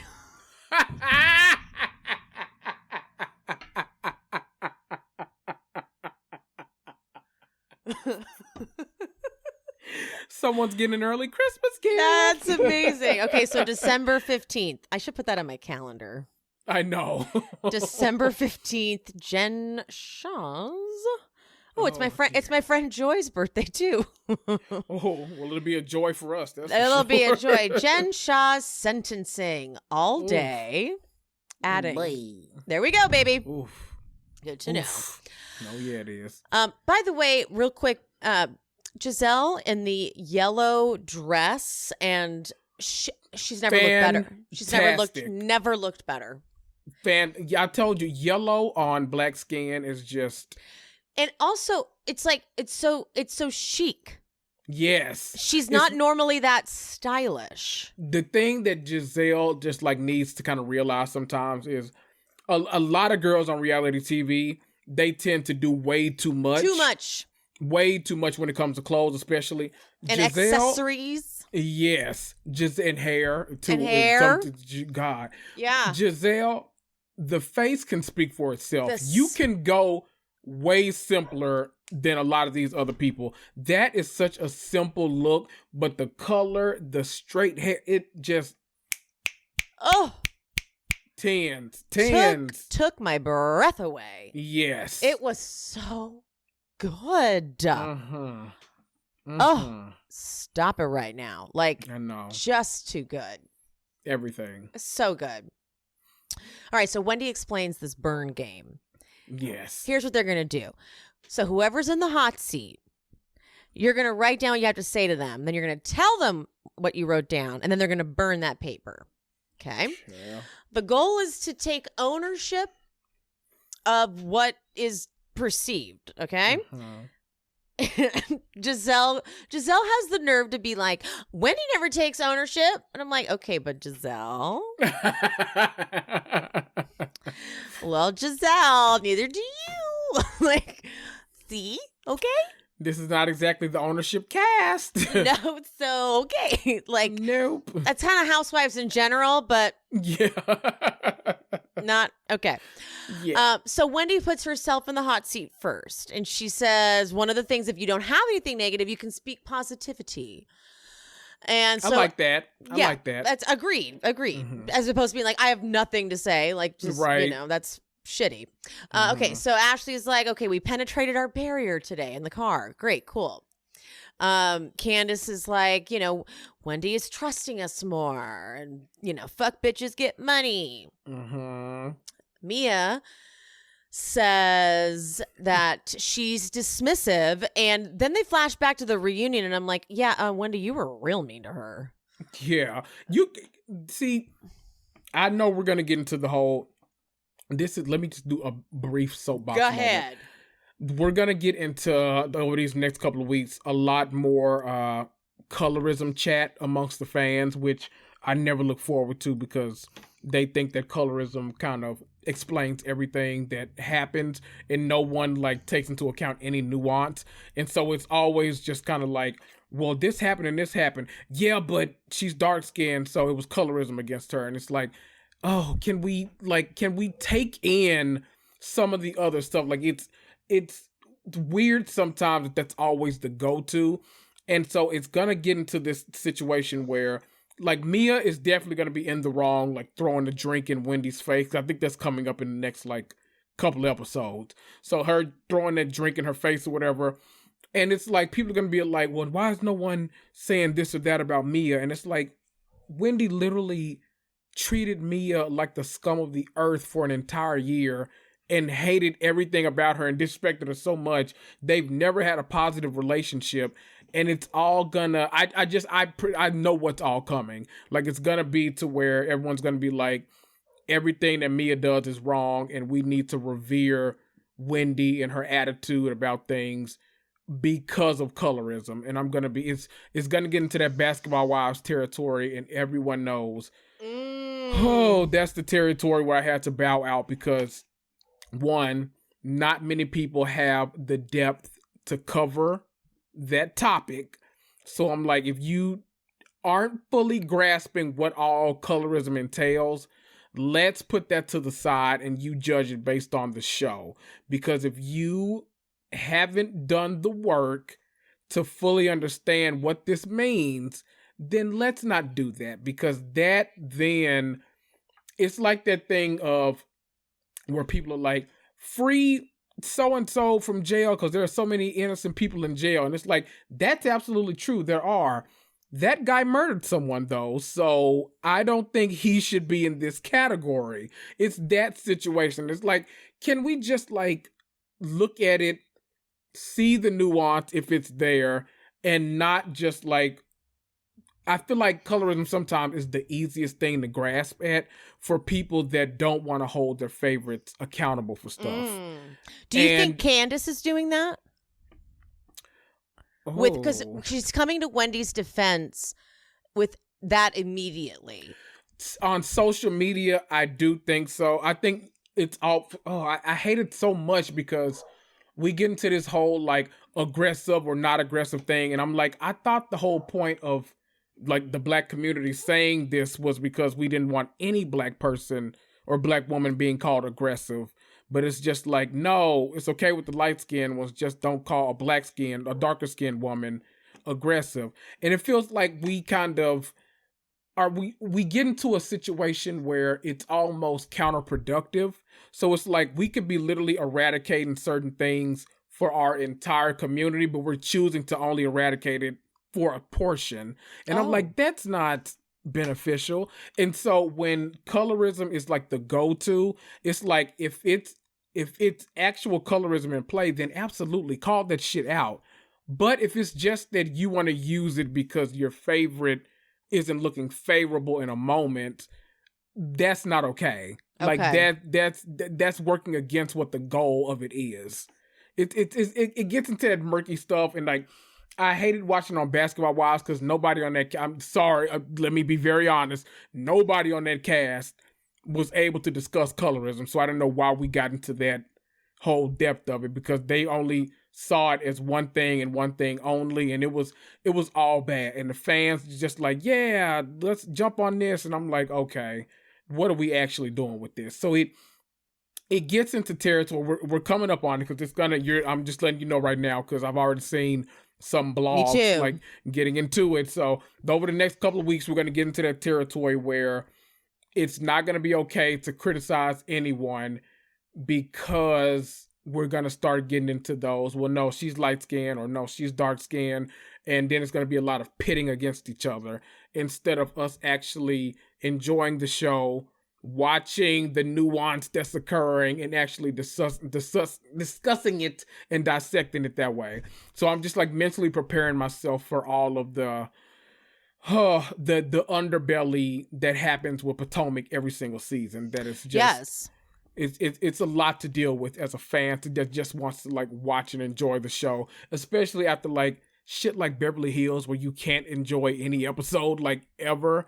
Yeah. And to watch your favorites, like literally, it's almost like I love Married to Medicine so much just because they're just a cast that they just like, it's so funny, so real, and they still cover such like the deepest topic. They just talked about like abortion rights at the reunion, like stuff like that. They always get into the things, but it feels like certain audiences on certain shows always kind of default to certain things. Yeah. And I'm like, damn, we're missing a lot that we could actually be talking about. It sucks. And we're going to get into it soon. Ugh. I don't know the Basketball Wives thing. What, just if you can give a brief for people who don't know. It got into where like almost 3 seasons of the show were kind of surrounded or shrouded in the colorism conversation, because there was a cast member named OG who felt like she was kind of being treated badly because of the color of her skin. And so it got to where the fans were always like, yeah, you're doing this to her because you're colorist. And like, it always, like, everything that happened to her was because of a colorist situation and stuff like that. And so it got to where I didn't think anybody on the show was handling this conversation the way it needed to be handled. So I ended up tapping out of basketball. I was like, nothing about this makes me feel like we're going to get resolved the way we need to get resolved with such a heavy issue like colorism. So if we're not going to actually discuss it the way it needs to be discussed, I don't think there's any benefit to listening to you all discuss it in such a blanketed, empty vessel kind of way. Because it was being used kind of like as a way to, like, almost like as a read. It's like, it's a way to, like, get back at someone. It's like, what are we doing right now? It just, like, none of it made sense to me. I tapped out. Thank God they did away with almost most of that cast, and they got back to, like, just the girls from, like, super early seasons back on Basketball Wives, and now I can actually enjoy it again, because I don't know what territory they were getting in on Basketball Wives to where they were using, like, these kind of heavy stuff to almost, like, blanket, just to almost like, oh, well, you're colorist, so it doesn't matter what you say and all this kind of stuff. And it's like, oh God, we're cheapening such big issues that we actually need to discuss, but not in this way. It's very weird. Basketball Wives got very weird. So Candiace tweeted these two ones. So, all BS aside, I cannot receive that Wendy needs to, quote, own that she can be a little condescending, that she rolls her eyes or her neck, etc. Everyone in this group is a condescending a-hole, myself included. Wendy is just darker and rebuts better than the majority. Stop it. She also writes, ask yourself why you're more offended when a dark-skinned woman reads you versus when a white adjacent woman reads you. Those are your problems. See, and my thing with that is, it was Mia, the one that brought up that Wendy could be condescending to her. And me watching it, I'm like, okay, we can either just go the easy route and say this is definitely colorism, or we can go the route of saying, wow, Wendy treated Mia kind of terribly that entire year. So, like, there's no reason why they would have a positive relationship. Like, when they literally flashed back to her at the reunion, like, Mia are trying you still to say talking? something to her. Yeah, are you talking? Shut up. Like, that's condescending. Yeah, that's shitty. That's very condescending. So it's almost, that's going to be the thing that is going to be like the go-to on everyone's lips, instead of offering actual... That's the problem. It's going to be easy stuff instead of offering actual criticism or actual, like, remedies to whatever you're saying is happening on the show. Yeah. I'm done. I'm off my soapbox. There's too much. I appreciated that. Thank you. Thank you. Sure. because I won't ever be able to speak to it, because I never will. I will always back off of that topic, because that's just, listen, I know my place. I'll probably get a lot of hate for saying it, because people are going to just hear me say, oh, you don't think there's any colorism there, you're a white savior. It's going to be, I'm telling you, it's probably going to be comments just like that, completely ignoring everything I just said, like the past 20 minutes. And then, I will say that I've had, like, when I went on, I was talking to Quinn, Donnie's husband, and he said, he's like, it is different for men than it is for women. He's like, that I do know that. I was like, okay, fine. Again, absolutely. Again, something that, I can't speak to any of it, so I don't get it. However, that is what you just said about, for example, Wendy saying to Mia, are you talking? Shut up. I'm like, yeah, that's an example of her just being shitty to Mia. So how come Mia can't say you were shitty and dismissive? Right. And how come she can't say that? And it's like, that's colorism. It's like, or it's just a human response to human behavior. And so that it's almost like reductive with a very big topic. Right, exactly. And and also, two things can definitely be true at once. Yes. Everything we just said can be true, and what Candiace said can be true. They can absolutely all be condescending assholes. Which we know a lot of our housewives are. So. Exactly. So we can all take accountability. Exactly. So how come Wendy isn't taking accountability? How come, Candiace, you just took accountability for yourself being a condescending asshole, has Wendy can too? Right. You know?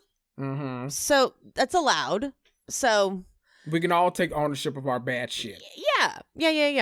Because speaking of, let's be clear, if there's colorism that needs to be called out, call it out. Absolutely. Just don't use it as kind of like, this is my easy out. Let me say this because, sometimes when they get on, especially in these social media wars, they get into it and nobody wants to lose. So then if you throw something out there and it's like, well, there we go. It's out there. Yep. And when we get into this next part, like I go back and forth because it's like no one's necessarily right or wrong. Like you're not going to hear me be like all Wendy, all Robyn, all just like, I thought this scene was actually really funny. Right. Like I cried laughing at one part, like literally like stomach hurt. But the problem is then you go on social media and I was like, oh my God, no one was laughing. Right. It's how it is with Potomac. We're about to get into that area. We're about to get into that part of the season. This was a really funny scene. So now that we've had that serious moment, Kendrick and I are going to get into what we do best, which is laugh at it. Okay? The dumb shit, yes. Because this is funny. This is a cast of very funny people.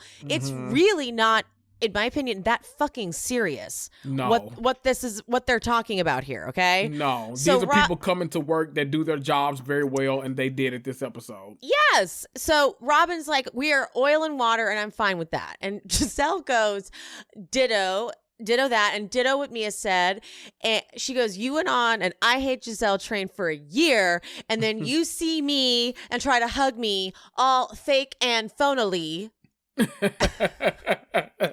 So I'm good on you. And Wendy goes like this. Wendy goes, I hear what you said. With Robyn, she just ignored Giselle completely. And she goes, with Robyn, you said we were like oil and vinegar. And they're like, oil and water. And she's like, excuse me.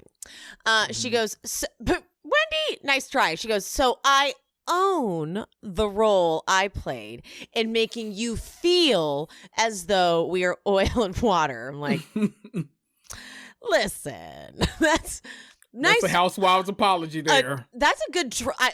It sounded like something. I was like, ooh, nice. Okay. Yep. Like look, fine. Okay, cool. But then Candiace interjects and goes, hold on. Robyn has been specific with the ways that she was hurt by you. And then Wendy, I'm going to call her the C word. So condescending and passive aggressive. She goes, taking the little piece of paper that Robyn wrote on to burn, the burn thing. She goes, oh, well, okay, well, I can only speak to this though. Right. But then fucking Giselle goes, don't nobody got time to write a soliloquy in a sermon? A woman after my own heart. I love the word soliloquy. Anytime it's used, I just love it. I laughed so hard because who busts that sentence out? Don't nobody got time to write a soliloquy in a sermon? It's so much. She meant that so sincerely. I don't know how they keep straight faces during some of these scenes, honestly. She kept it because you know what you did. Good God. So funny. Don't nobody got time to write a soliloquy in a sermon. Oh, this was a mess. God. It felt though like Wendy was like, okay, we spent enough time on me. Let's go to the next motherfucker. Let's get out of here. Yeah. But so, okay, Robyn said, because we didn't know this, Robyn saying this was our reveal. She says, please don't tell people I tried to fight you. And so then they flash to Wendy saying, if somebody has to physically restrain you, And so was this like was this like a preview that I missed? Is this why people were talking about Robyn being aggressive? I think they were talking about from the TikTok class episode, because remember we even got the comment where people were like, I didn't even clock it. So when it came up here, I was like, oh shit, I didn't realize it was going to be a storyline. So me neither. Oh, you mean like during the time like them filming it? Was it? Well, no, I was surprised that we got the questions for your episode. Like, are we going to call out Robyn being aggressive? Because then it became a storyline. I was like, wait. Did people know? Like, I was just surprised that they've been like releasing clips like right after the episodes too. It's been very fast, so maybe So I was like, did somebody? But maybe other people clocked it. So okay, right. Here's what I'm going to say about it. Mm-hmm. I blame Charisse because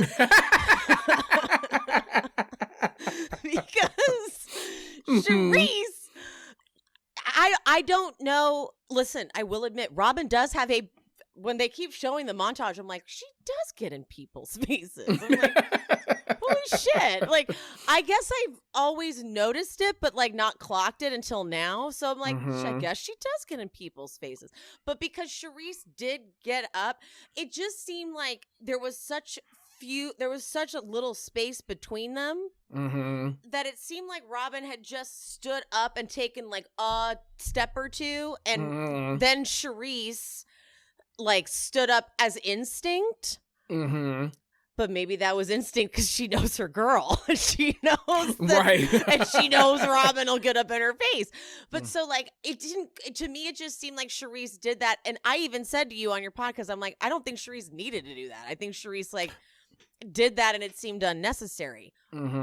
But I could be wrong. Maybe Robyn was intending to walk all the way over there and get in Wendy's face. She maybe has a pattern of doing that. I don't know. I just didn't clock it as that. But it definitely didn't feel like a fight was about to break out. Right. At all. No. But Charisse doing that gave it that energy. Right. So I blame Charisse. It's a fair person to blame. It's her fault. Yes. We'll put it on her. She was extra. Like, she didn't need to do that. Because had she not been there, then we would have seen what Robyn really was going to do, and then we could put it on Robyn. Right. We could be like, Robyn, you got in her face. But now I don't know if she would have, because to me, it just seemed like it was a small little space, and Robyn was already acting like, she was already acting like everybody was fighting too much. And I was like, Charisse, calm down. Let the people fight. Right. You know, so. She hadn't been around for a while. Exactly. So I'll blame her. She was being extra. So it is dangerous for Wendy to be acting like, you know, she's going to attack me kind of thing. She knows what she's doing by saying that. And so, but then I wonder, because I know people will wonder, what would have happened if that was Wendy? Right. What would have happened if Wendy got up and Ashley didn't have to, but Ashley did hold her back? I don't think I would have clocked it, to be honest. I think if it was the exact same scenario, just flipped, and it was like Robyn being like, stand in your truth, stand in your truth, stand in your truth. And Wendy was like, what do you, and it was equally like Robyn being kind of equally ridiculous as Wendy was being in that moment. I feel like I would have been, because I was frustrated for Robyn, if I was equally frustrated for Wendy and Wendy was like, I am standing in it, I feel like I don't think I would have clocked it. Right. Because I am fair. Like, I feel like I feel like it's gaslighting me. I'm like, I wouldn't have clocked it. It's one of those situations where when I watch at least this cast, because I can't say that about every cast, I never feel like they're gonna get physical with each other. Like, because there's such, like, I can see them, like, they definitely will get in each other's faces. They'll point, they'll do like the things to like provoke each other. But I never see them get into like a physical level. Like the Monique and Candiace thing, I feel like was so unexpected. That is nothing. That happens never. Yes, never. So it's always, it's weird. Yeah, I would have never expected it. So. I agree. I'm right there with you. So that didn't occur to me that way. This could all just go away if we just stop calling all black women, no matter what their shade is, aggressive. Then we can get on with our day. And seeming like she was afraid. Like that's Wendy's acting like she was afraid like that. And so Robyn obviously knows that once this narrative starts on camera, it snowballs. You know, then we get into dangerous territory, right?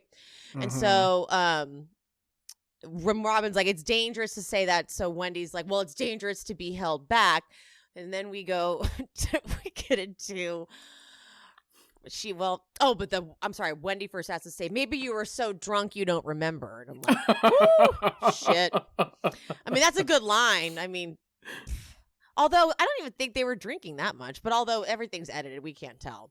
Right. But then Wendy's like, all right, let's just move on from this. But Ashley's like, okay, well, hold on. But Ashley was right there. Granted, Ashley's got her own bias, but she's like, well, let's just dispel that, though. Like, I'm not letting us move on until we let Robyn off the hook for that, because, like, we can't do that. Right. Candiace, you can tell Candiace doesn't even want that. Candiace is like, Wendy, girl, drop it. But Wendy does that is my truth, though. My truth is that was my experience. Now, here's what's hard is that Robyn could, if she had the ability to like take a deep breath and play the game, she could go, Wendy, if that was your experience and that was your truth, I'm very sorry. And just, it would be hard. It would be so hard. But she could do that. And that would win. She would win. She would win right there. It'd be over. It's like the Chris Bassett Giselle thing. Over. It'd be done. You just eat it and you're like, shit, I don't want to do this, but man. And then you just cut that storyline, nip it right in the bud, and we move on. Done. You win. Sorry. I'm very sorry if that was your experience. I did not. That was not my intention. I promise I was not planning on getting physical. But if that was your experience, I'm sorry. And then Wendy could be like, thank you. All like, that's right. You are sorry. I did feel threatened. All that crap. But no. Robyn, I'm not a thug. Oh, that is you projecting, Wendy says. And then Robyn calls Charisse. Did you put hands on me? They, of course, do the flashback of her putting hands on her. Oh. Charisse, no. Fuck. But then Giselle with another amazing line. She goes, so why the lies?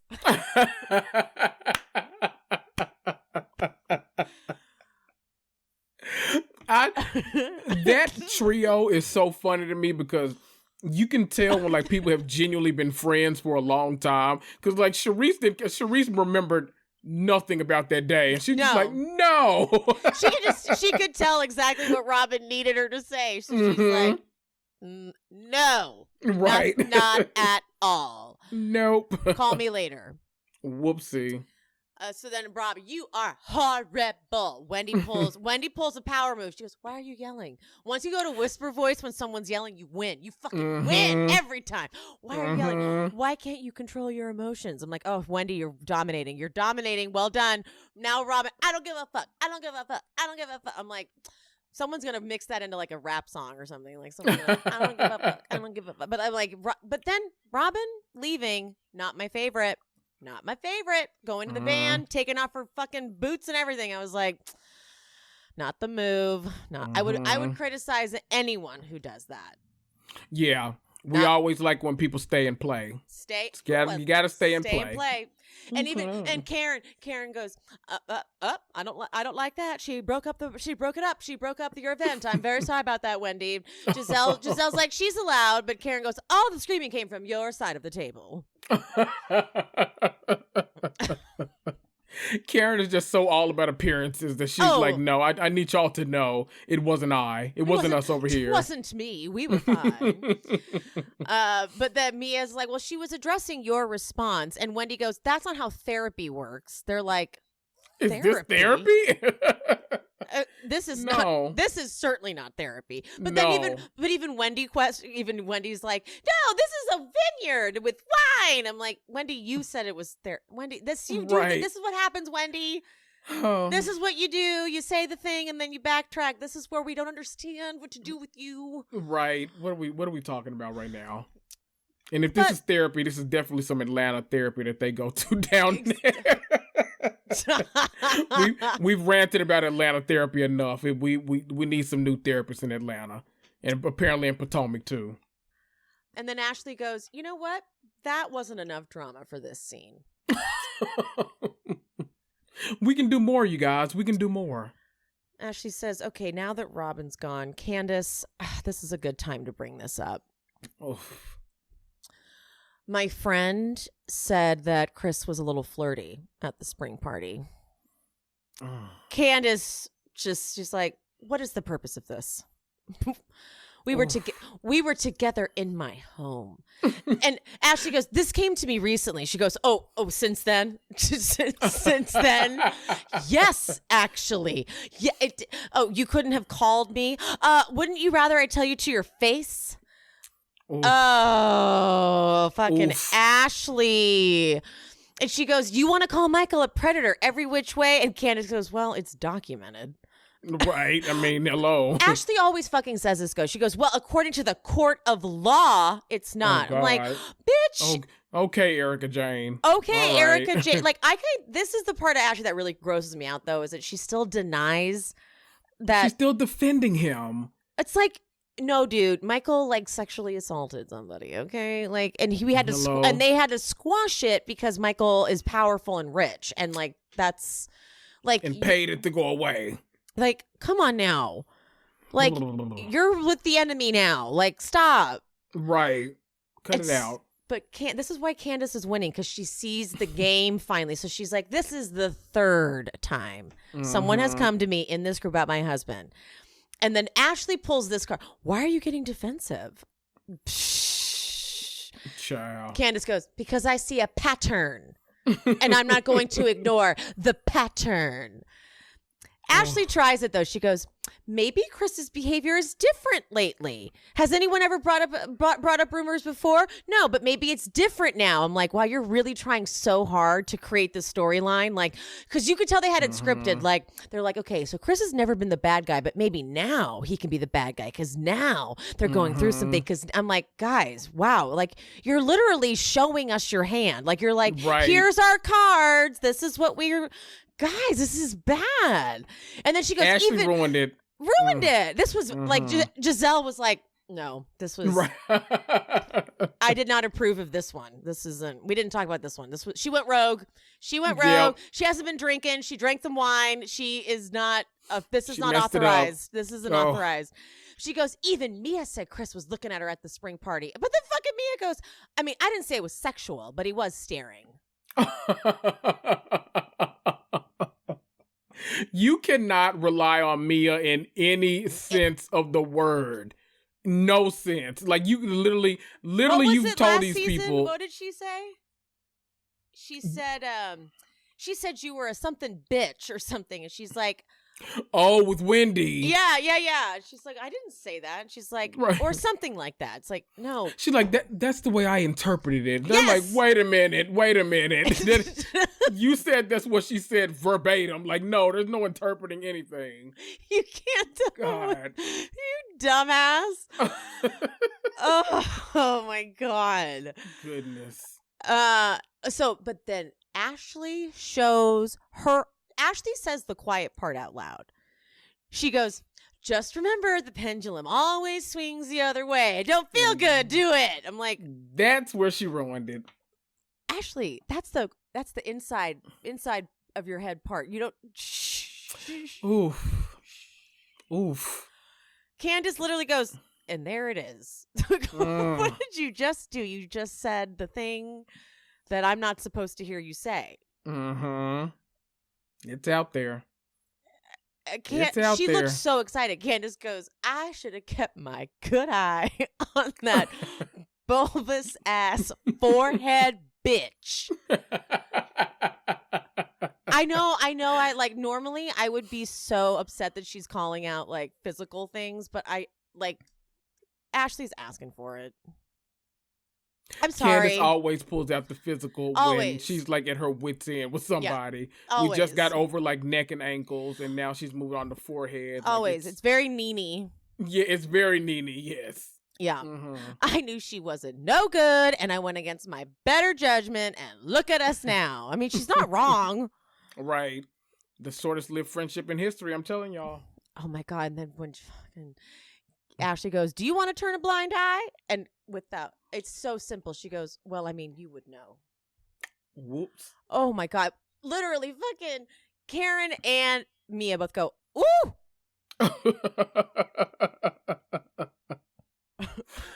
Do you know what this? I saw a clip that I've been obsessed with for like the past week. I don't know why, but it's been so funny to me. And it was Atlanta this past season when Kenya and Sheree were like looking at the models with Rawan.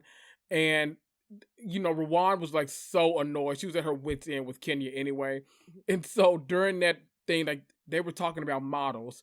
And Rawan just kind of comes in the background. She's like, well, you need a real budget for models. And Kenya goes, oh, like that, like instigated the whole thing. Because you could tell Sheree didn't know how to handle it. She was like, oh. Kenya loved her. Yes. Kenya absolutely. loved Rawan. I'm going to send you that clip. It cracks me up now. I loved her. Oh, my God. I love a good ooh in the background. I love it. Ooh. Ooh. They were like, fuck. Like, right. Candiace, but then, so the clip's already been released for, I have to address it. It's so good, you guys. So next week, they've already shown like the first, they do that so fast, the first like 7 minutes or whatever. I try to avoid them every time. I'm like, damn, that's like half the episode. Good God. Thankfully, I've only seen the first like 2 minutes or whatever, but Candiace, so, you know, because then you got Ashley being like, I've heard, because then Ashley gets all triggered by that. And then she goes, actually, I've heard Chris has been DMing people and they have not been as innocent as the ones he sent me. I'm like, Ashley, no one believes you. No. Like, you should have just stopped. As soon as Candiace said that line, you should have just been like, all right, never mind. But you got nervous. And so she tried to, but then Candiace says, Michael Darby goes and sucks says someone's name that they bleep out, goes and sucks beeps dick and is his client. I did see this. Yes. So shit is going down. Like it's so bad that the cast gets up. Like Karen's like, okay, we're done now. We're done. We're finished. Giselle gets up. Like it gets to that level where that's when you know it's real. Mm-hmm. No one else has burned anything except Wendy. The one piece of paper. There was a big failure. She's like, okay, I'll burn the thing from Mia, and that's it. That's right. the only Nothing thing that's else. been burned. Child. That's so true. I didn't even think of that. So this was not a success. Oh, this was like, well, duh. We knew that. Right. Like Wendy, we knew that was not going to happen. So no. Sorry. Anytime you get people together to be like, we're going to air our grievances, we're like, so it's going to be a huge fight. Yeah. That's like the inevitable. There it is. It just means you're going to piss someone off because you're going to say why you hate them. Mm-hmm. Precise. Wow, this was a long one. Sorry, Kendrick. I know. We always get going. It's okay. We went on some fun tangents, though. We did. We went on some fun indeed. ones. Okay, well, guys, that definitely wraps us up. Hope you enjoyed this long episode. I'm gonna just play. I've saved where to find you, Kendrick, so we don't even have to do that. Oh yeah, a little template. So, all right, bye guys, love you, mean it. Bye.